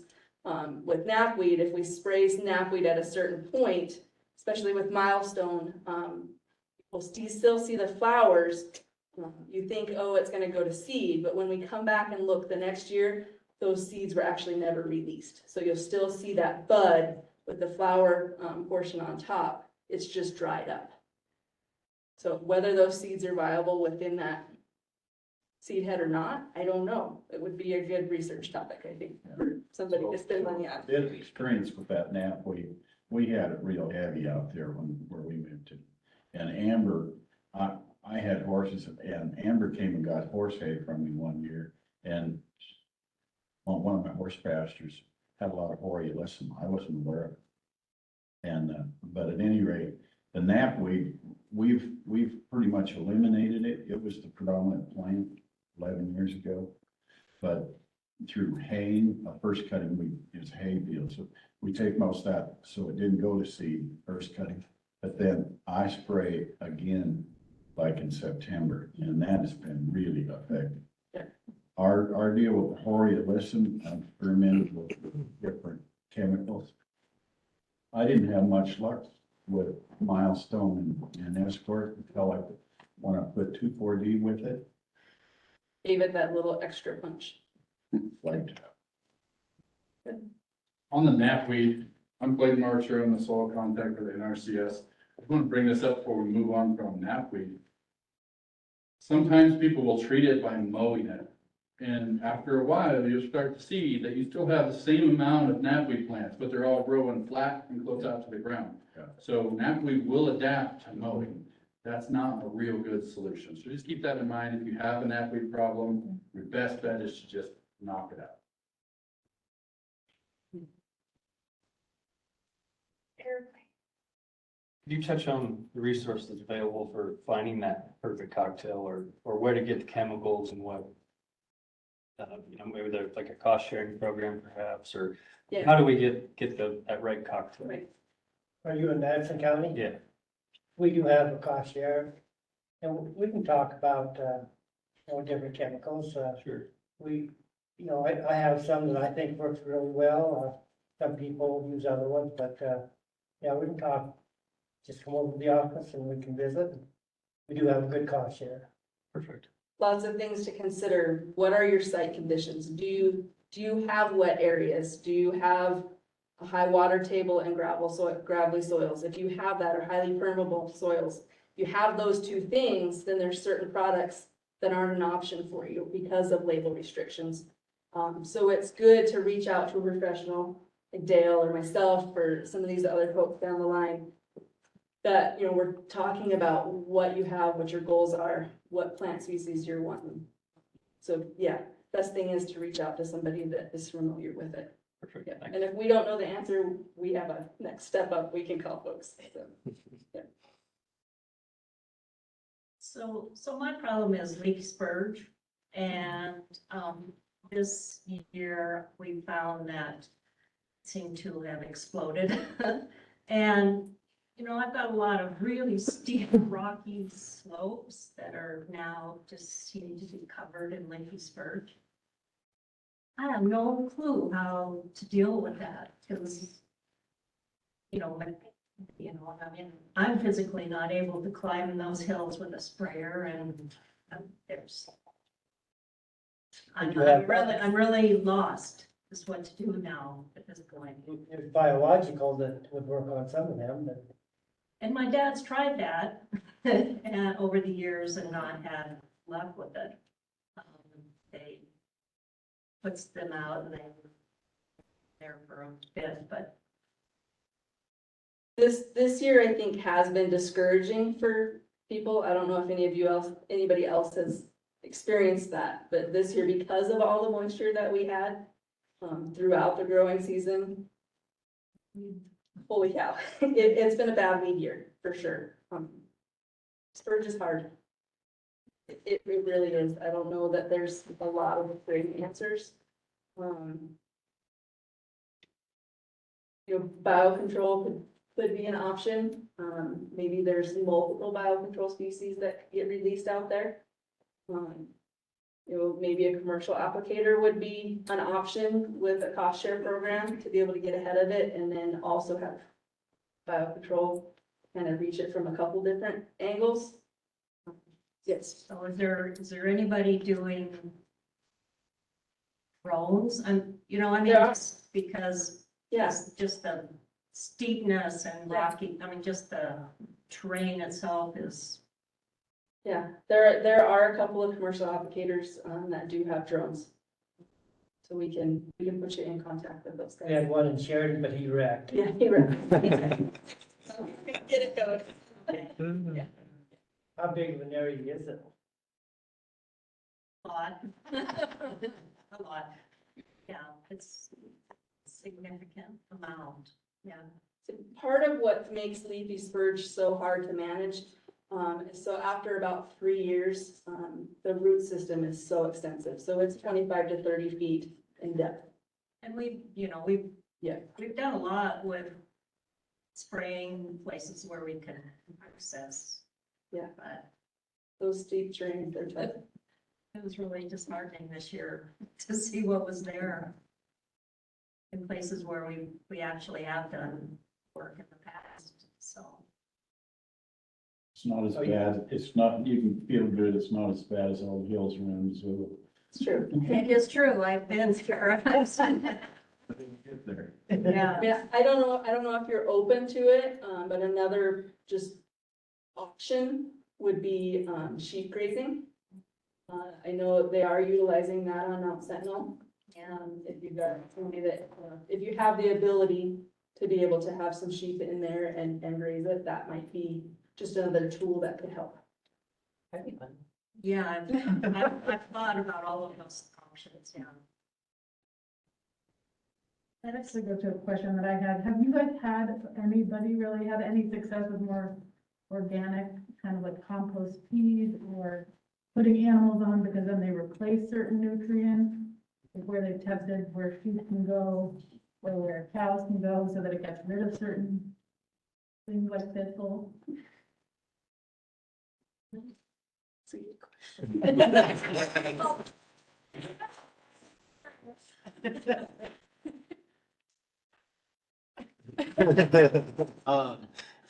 I can't speak for a lot of that, but so there's spurge at Red Bluff. And I tried to strategically use the sheep to graze it. And I don't know how successful it is. It's difficult. They like it in June, they really like it. But they also really like a lot of the other stuff too. And so you would have to effectively fence them on the patch. But that's only one prong of, and I think it would need to be a multi-prong approach with, we've had good success with bugs in certain areas too. But again, that if your control method only exists when your problem exists, then you need to have something on top of that too. So I can't answer your question very well, but it's a tool. Yeah, I'll throw a little bit on the same concept.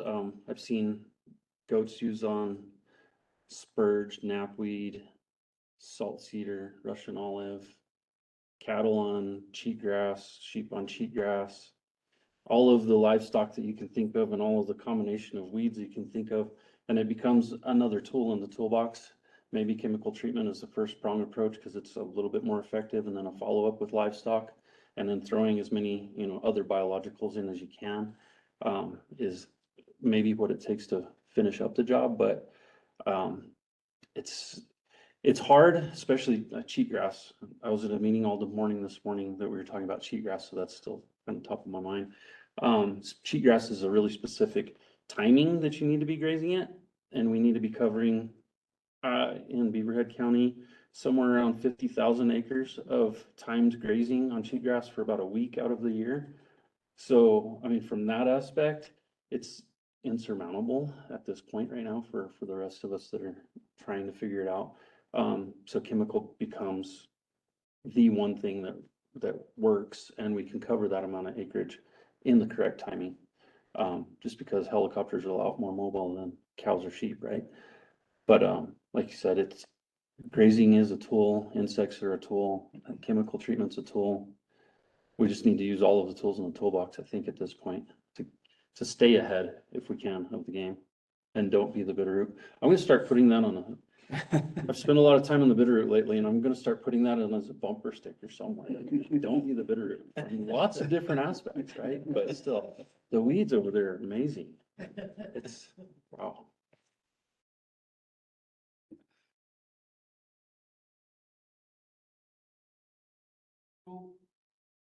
In the spring and then later this summer, up where I live up the road up there, the ranchers got a few hundred head of cattle up there to graze on our properties.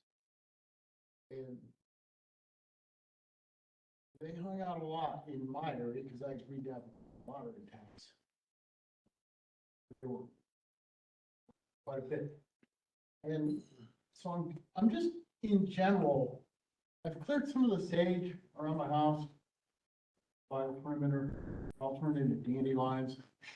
They seem to like that, they get a lot of that, but most of the time they're out in the sage, so what type of benefit is that? Is that good for my property in general, and the stage out there, to have all these cows out there? I don't, whatever they want, but, what type of benefit is that?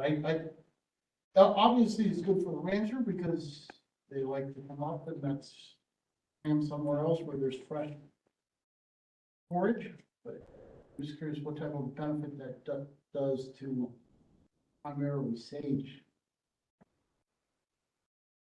So, just the fact of having animals there on its own, it would be very difficult to say whether it is what kind of benefit it would be. It would depend on the timing you use, the level of use, how many cows are there. But let's just say that they are managing grazing well. I'm gonna assume that. So even though it is, say, fairly dense sagebrush, there is still an understory of herbaceous vegetation. So there's grasses and forbs, plants that like your dandelions and other things. That still needs to be managed just the same as if there was no sagebrush there.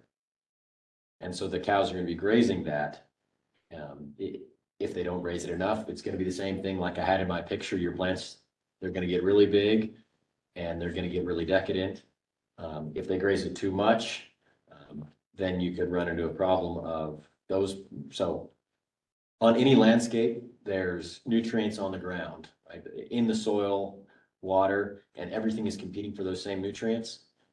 And if you disadvantage a group of plants or a specific plant through grazing, the other plants are going to take its place.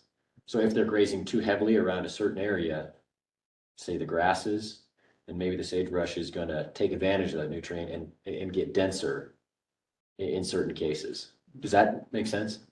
The converse is also true too. If you don't harvest them at all, you're gonna have a change in plants too. The key one thing to keep in mind when you're talking about any of us that own property is if you want to have a diversity of animals, if you want to be there or you want a diversity of animals to be there, you gotta have a diversity of plants. And you gotta have both diversity of plant species and age of those species. So, it's gotta have some periodic disturbance and some periodic rest and be managed right. I can add a little bit there. So like our native rangelands in the west evolved with large ungulates, bison, different wildlife. So they are adapted to be grazed. So considering good grazing management practices, so they're not out there just hammering it every year. Benefits soil health because you're getting fertilizer on the ground put into it.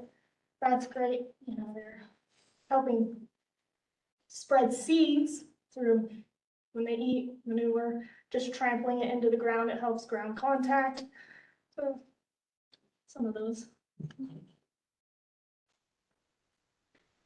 Mule deer like it. So I get adding on to that. I didn't have a chance to talk about it, but we can think about the wide variety of herbivores, right? So we've got cows, sheep, goats, deer, elk, and we can think about them on a spectrum of the kind of plants they like to eat. Where cows, they mostly like to eat grasses, right? Horses, kind of the same thing, like to eat grasses. These are, it makes sense. They're big. They need to eat a lot. Grasses, there's a lot of material there. They're going to eat it.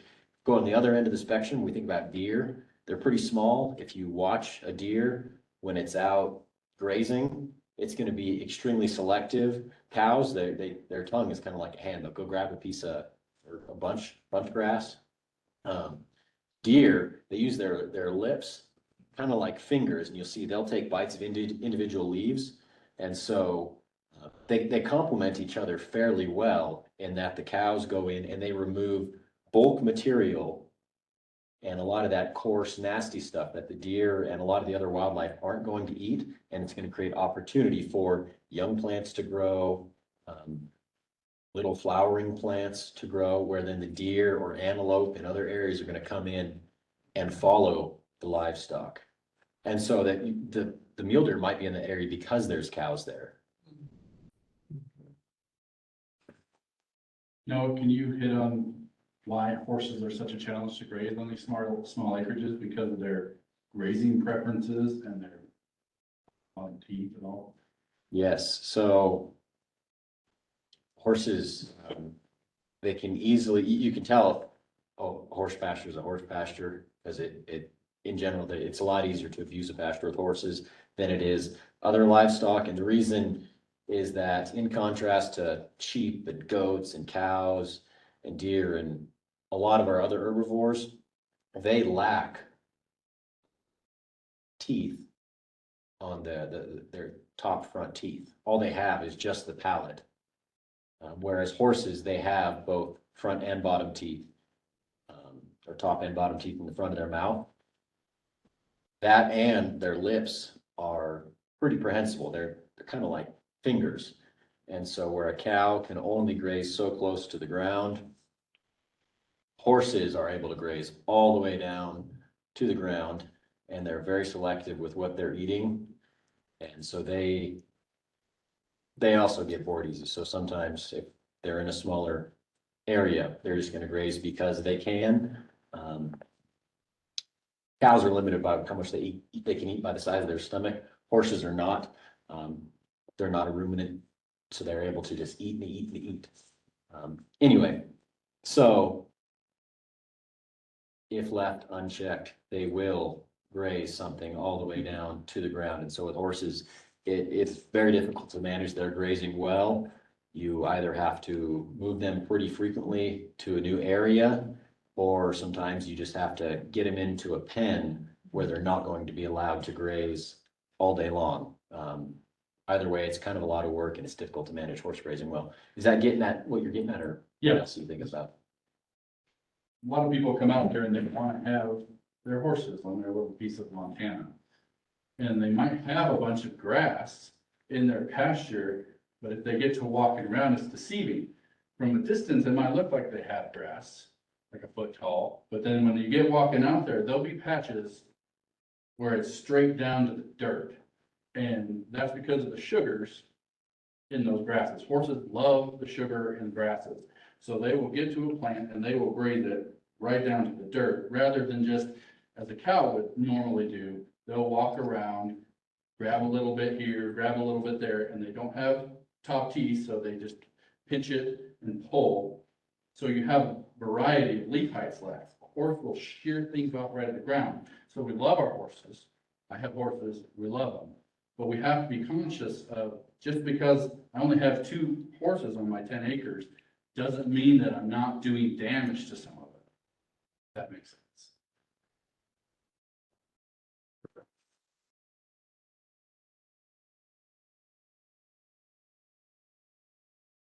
Any other questions? Not done yet. I got a question about the grazing. When you're calculating the amount of forage that's there, your one picture was 600 pounds an acre. How are you calculating that? How do you figure out how much you've got there? So in that particular case, I had frames that I knew the area of, and I went and I clipped everything inside of that steel frame. I dried it and then I weighed it. That's the most accurate way. It's also the most time consuming and most difficult. Once you do that enough, you can walk out and get a pretty good idea. You can say, oh, this is maybe 12 or 1,300 pounds per acre.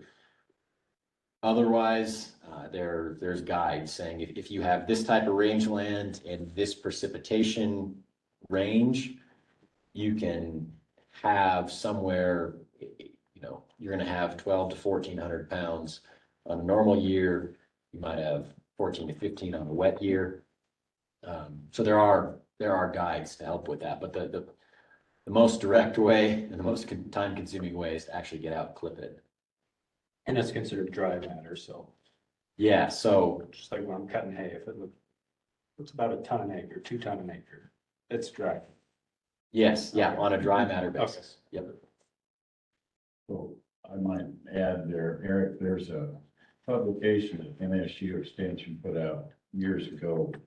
I can't remember, it's balancing available forage with with livestock demand. John Lacey and some of them put it together years ago, and it does that. It gives you a way of estimating carrying capacity based on species of grass, and then also run-in, normal or runoff acres of topography. And it's a pretty good guide to give you a rough estimate of what to expect on carrying capacity. Yeah, in fact, I was using that to help me put some things together for this. I think it was published in 1990 and it's still relevant today. It's good. It's good. I did it on whole ranch in the 90s and established a base on that really worked. And then I put in rainfall variant in it to give me another estimate of what was there. It's really good, easy to do, follow. Is there any guide out there that has something similar, but like they would talk about rotational, like when you should rotate through haying versus putting animals on versus for acreage? Is that a good? Or the find a guy who knows and then ask him. I'm sure it does exist. That sounds like a very worthwhile extension publication. I don't know all the extension publications though, but I could keep in contact with an extension agent and they would know more than I would. Yeah, the BLM would have quite a bit of stuff on rest rotation, grazing systems, that sort of thing. Sure, the extension service does too. Yeah, and NRCS has plenty of publications. I think they have all of those acronyms written on the back, and most of us share, documents back and forth all the time, so.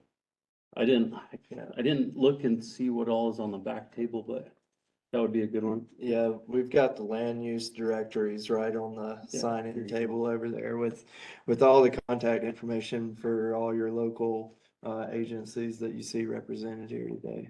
Can someone tell me what an extension office actually? I don't. Well, Kalina was gonna be here, our extension agent. She wasn't able to make it.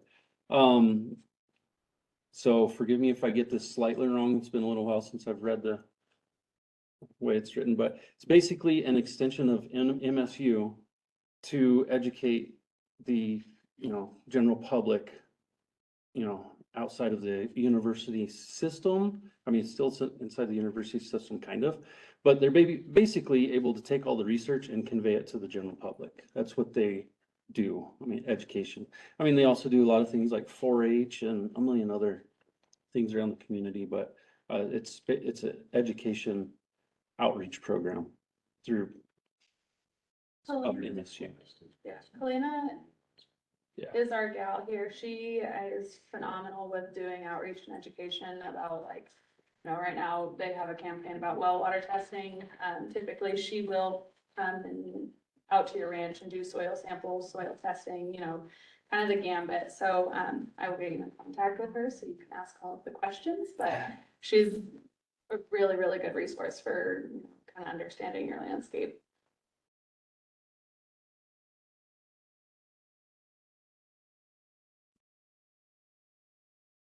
This is the one time you're gonna get all of us. Any questions? Truly, we have, water, we have soils, we have weeds, we have. All right, I got a water question. Okay. So we're talking about weeds, which we all hate. Pesticides obviously seem to keep coming up that's what we're using. You two water people, every single tributary, every creek goes into the main river. Concerned?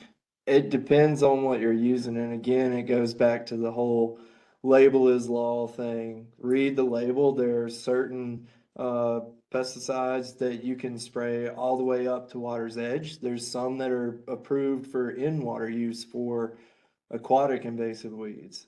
So it just all depends on what you're using. Believe Dale could answer this question better, actually. What's the question? He's asking about Well, there's, herbicides and, you know, what you can use with water. Yeah. Basically like, I mean, 2,4-D is allowed all the way up to water's edge. Is that correct? 240. Yeah, and then, yeah. There's like Cordon, it's outer edge of the bank. All chemicals are, like you said, the label's a lot, you read the label. And I'll tell you where to spray to. And then as like a concern basis, yes, there is concerns with using herbicides near water. But the DEQ, which we don't have anyone from the DEQ here, they do a report on each watershed that has water bodies listed that they have seen impairments in. So you can see like nutrient loading from, you know, farming practices, which we don't have a ton of that in our area, but we have a big, huge 400-page document that has all of that information on the health of your streams. So if you wanna utilize that, we'll send it over. It's a real page turner. One more question. You mentioned a little bit about juniper and. Yeah. And, I consider juniper a weed in my environment, and we're especially close to our home, we're trying to get rid of a lot of juniper, but that's a lot of work and it's just a lot of material. And that's ending up to be the biggest issue with getting, is how do you get rid of all that stuff? Well, and that's kind of a complicated answer. My best understanding of the fire ecology of juniper is they aren't typically out here because we used to have more repeated fire. They were typically in rockier ridges, barren areas that fire couldn't get to as easily. And I was told years ago, and I think it's still relatively true, that every juniper takes about 6 gallons of water per tree per day out of your groundwater. And I hate them because they're just a Roman candle on a stick. And I've been on fires and you thought you got it, and then all of a sudden there's this beautiful sparkler that goes over the next one. I've seen them, it's like a fire slinky. They go from tree to tree to tree.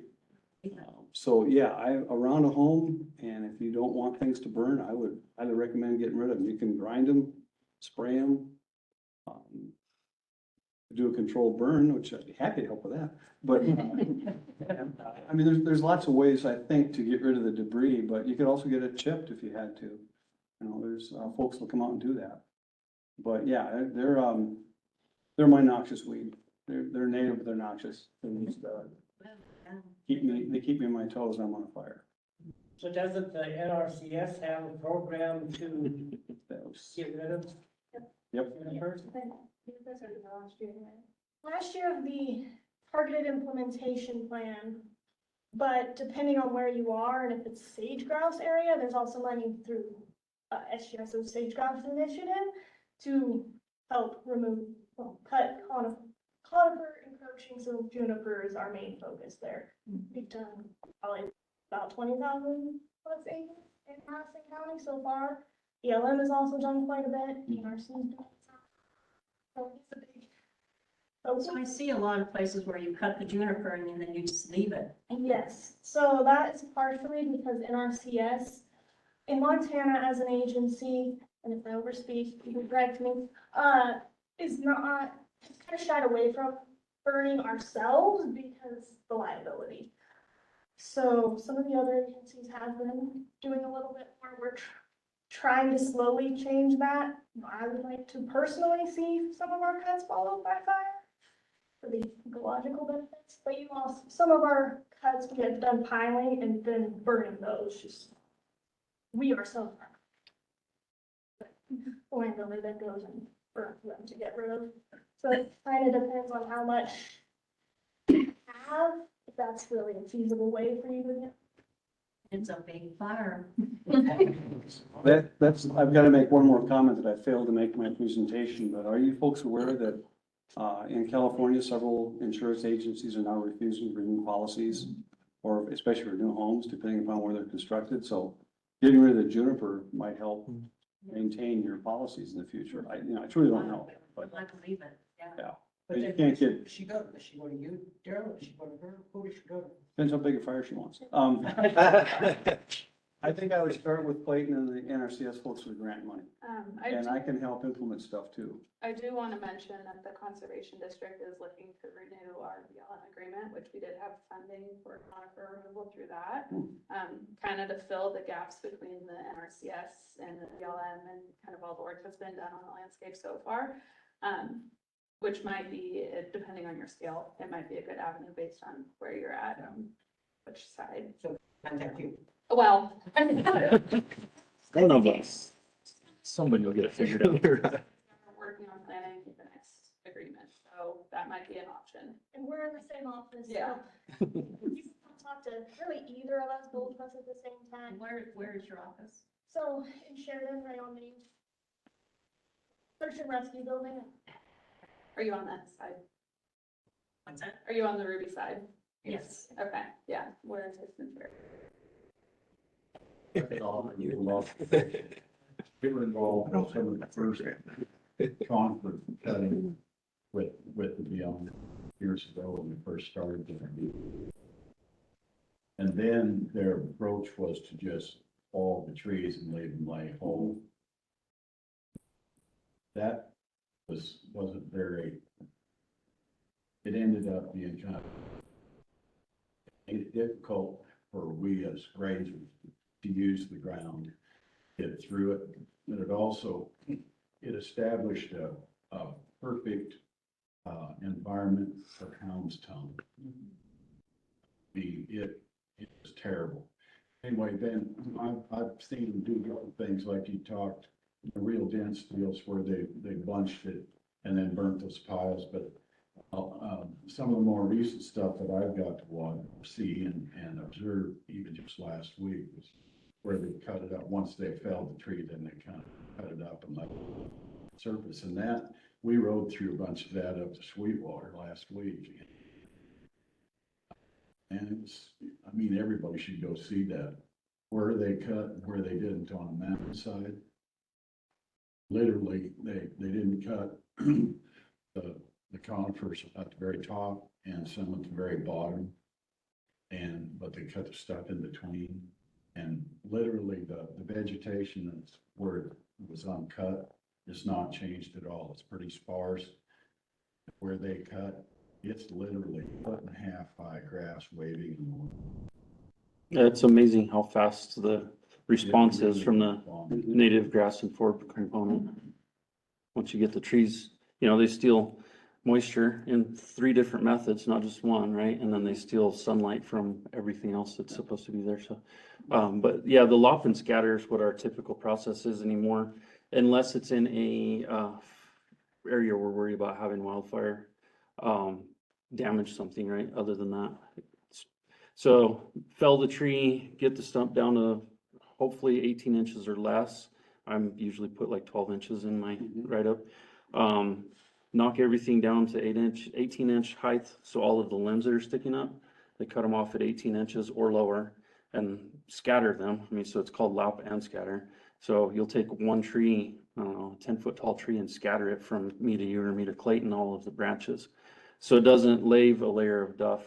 What we're trying to prevent is leaving a layer of duff that impedes the native veg, forb and grass component. And it scatters it out enough that if a fire does go through there, it won't scar the ground. The fire won't get so hot that it actually sterilizes the ground. So, and we're working with other agencies, BLM mostly, to follow up even on private land, follow up with the prescribed fire running through as much of it as we can. We have leaps and bounds left to go, right, in acreages, but yeah, the juniper thing, I agree. I would say it's a noxious, almost noxious weed. And to me. You remember the difference between noxious and nuisance? Yeah. It's not listed. It's regulated by state and county. Right? It's not listed on the state. There's a difference. It's on my list though. Yeah. They voted on their list anyway. Yeah. One point I wanted to make thinking about it, when I said chip it or grind it, you gotta be careful if you have a lot of juniper that you don't put down a mat that's so thick it actually insulates the ground. And you'll end up knocking all the nutrients out, plus all that green wood's trying to decay and be absorbed, and you can pull a lot of the nutrients out of your soil with that. So like around a home, something like that, that's one thing, but acres and acres, you might want to be careful chipping a lot of it or grinding it. Yeah. But anyway, we can get rid of it, so I'm all for that. There's some folks that have been concerned about the lop and scatter, like to, what was that? To his point, with the lop and scatter, sometimes in certain environments, it can be a good breeding habitat or a good safe, not breeding habitat, a good safe habitat for a weed, say like houndstone. However, to contrast that, in rangeland settings where it's dry, we don't really have those kind of weeds. Most of what we've done with lop and scatter purely out of a financial reason, like moving that material, to your point, off of the landscape is incredibly difficult and expensive. So we've just done with what we could, and what we could was lop and scatter. Anecdotally, in a couple places that we started doing this back in like 2016, I can remember that spot years before where the trees were still standing. Lots of bare soil, tons of knapweed, very few bunch grasses. That got cut in 2017. Within just a few years, the bunch grasses came back to a point where they're waving in the wind above the stumps. You can't really see the litter anymore. But what we found was that that's an area where cows like to hang out. It's on a flat, not far from a creek. They like to hang out there.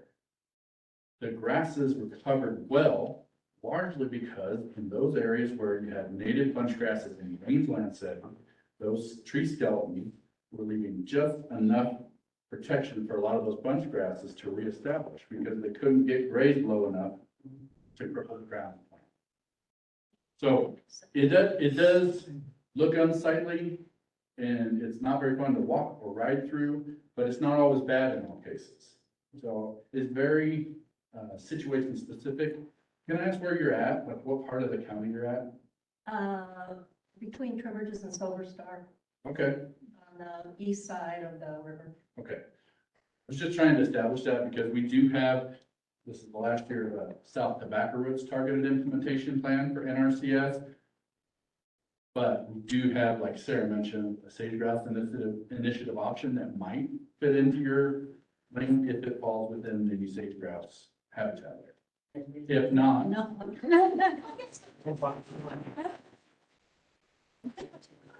that layer is pretty broad, but if it doesn't fit into that, like Audra said, she might be an option to help you as well.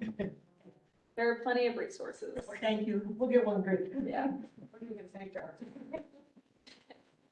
That would be Dean in the back. Well, just a comment on perspective, from the historical perspective.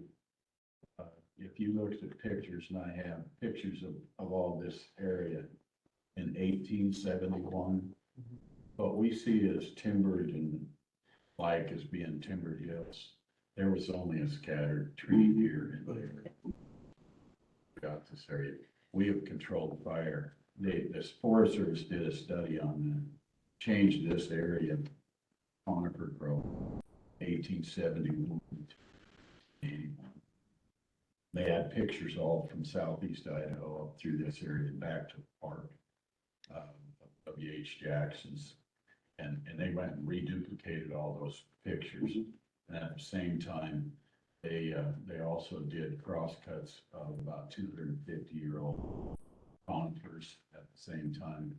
And I went back and looked at those, and virtually all of those 250-year-old trees had at least 5 major fires in their lifetime, but none in the last 80 years. Smokey the Bear has been too effective. Smokey's 78 years old. Yep. Yeah. Good intention. He's giving me jobs to do. Is that Joe, is that the stuff that Gruel did? Yeah. Yeah, I've got a couple of his paperbacks. Yeah. Interesting. It was Very fun. He came through the ranch up by Dell in 1981. Really? Yeah, and he was doing his study then, and he had pictures of W.H. Jackson's from 1871 with him. Yeah. And I took him exactly to the same spots. Nice. They were taken in 1871 to the very same spots. You could see the same crack in the rock, and I got to witness it. The sagebrush and grass components looked almost identical in 10 years. But the mountainsides that were now covered with trees were then, I mean, just one here and there. Yeah. Just a few trees in 100 acres. Yep. Pretty impressive. But there was also water running in all those little streams.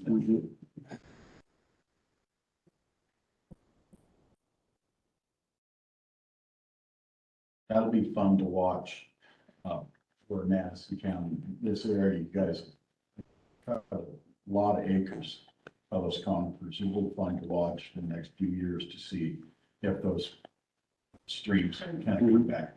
Yeah. Heard from some people who, and to totally, can't say it's for sure, that have had springs that hadn't ran in years that are now running.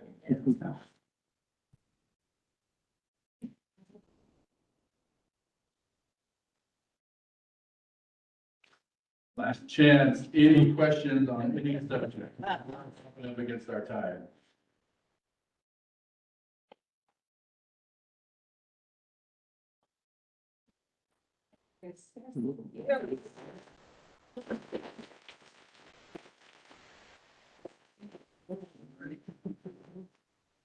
Hi, David. We haven't had the chance to meet yet. Daryl, okay, sorry. Yeah. Colin. I'm Colin. And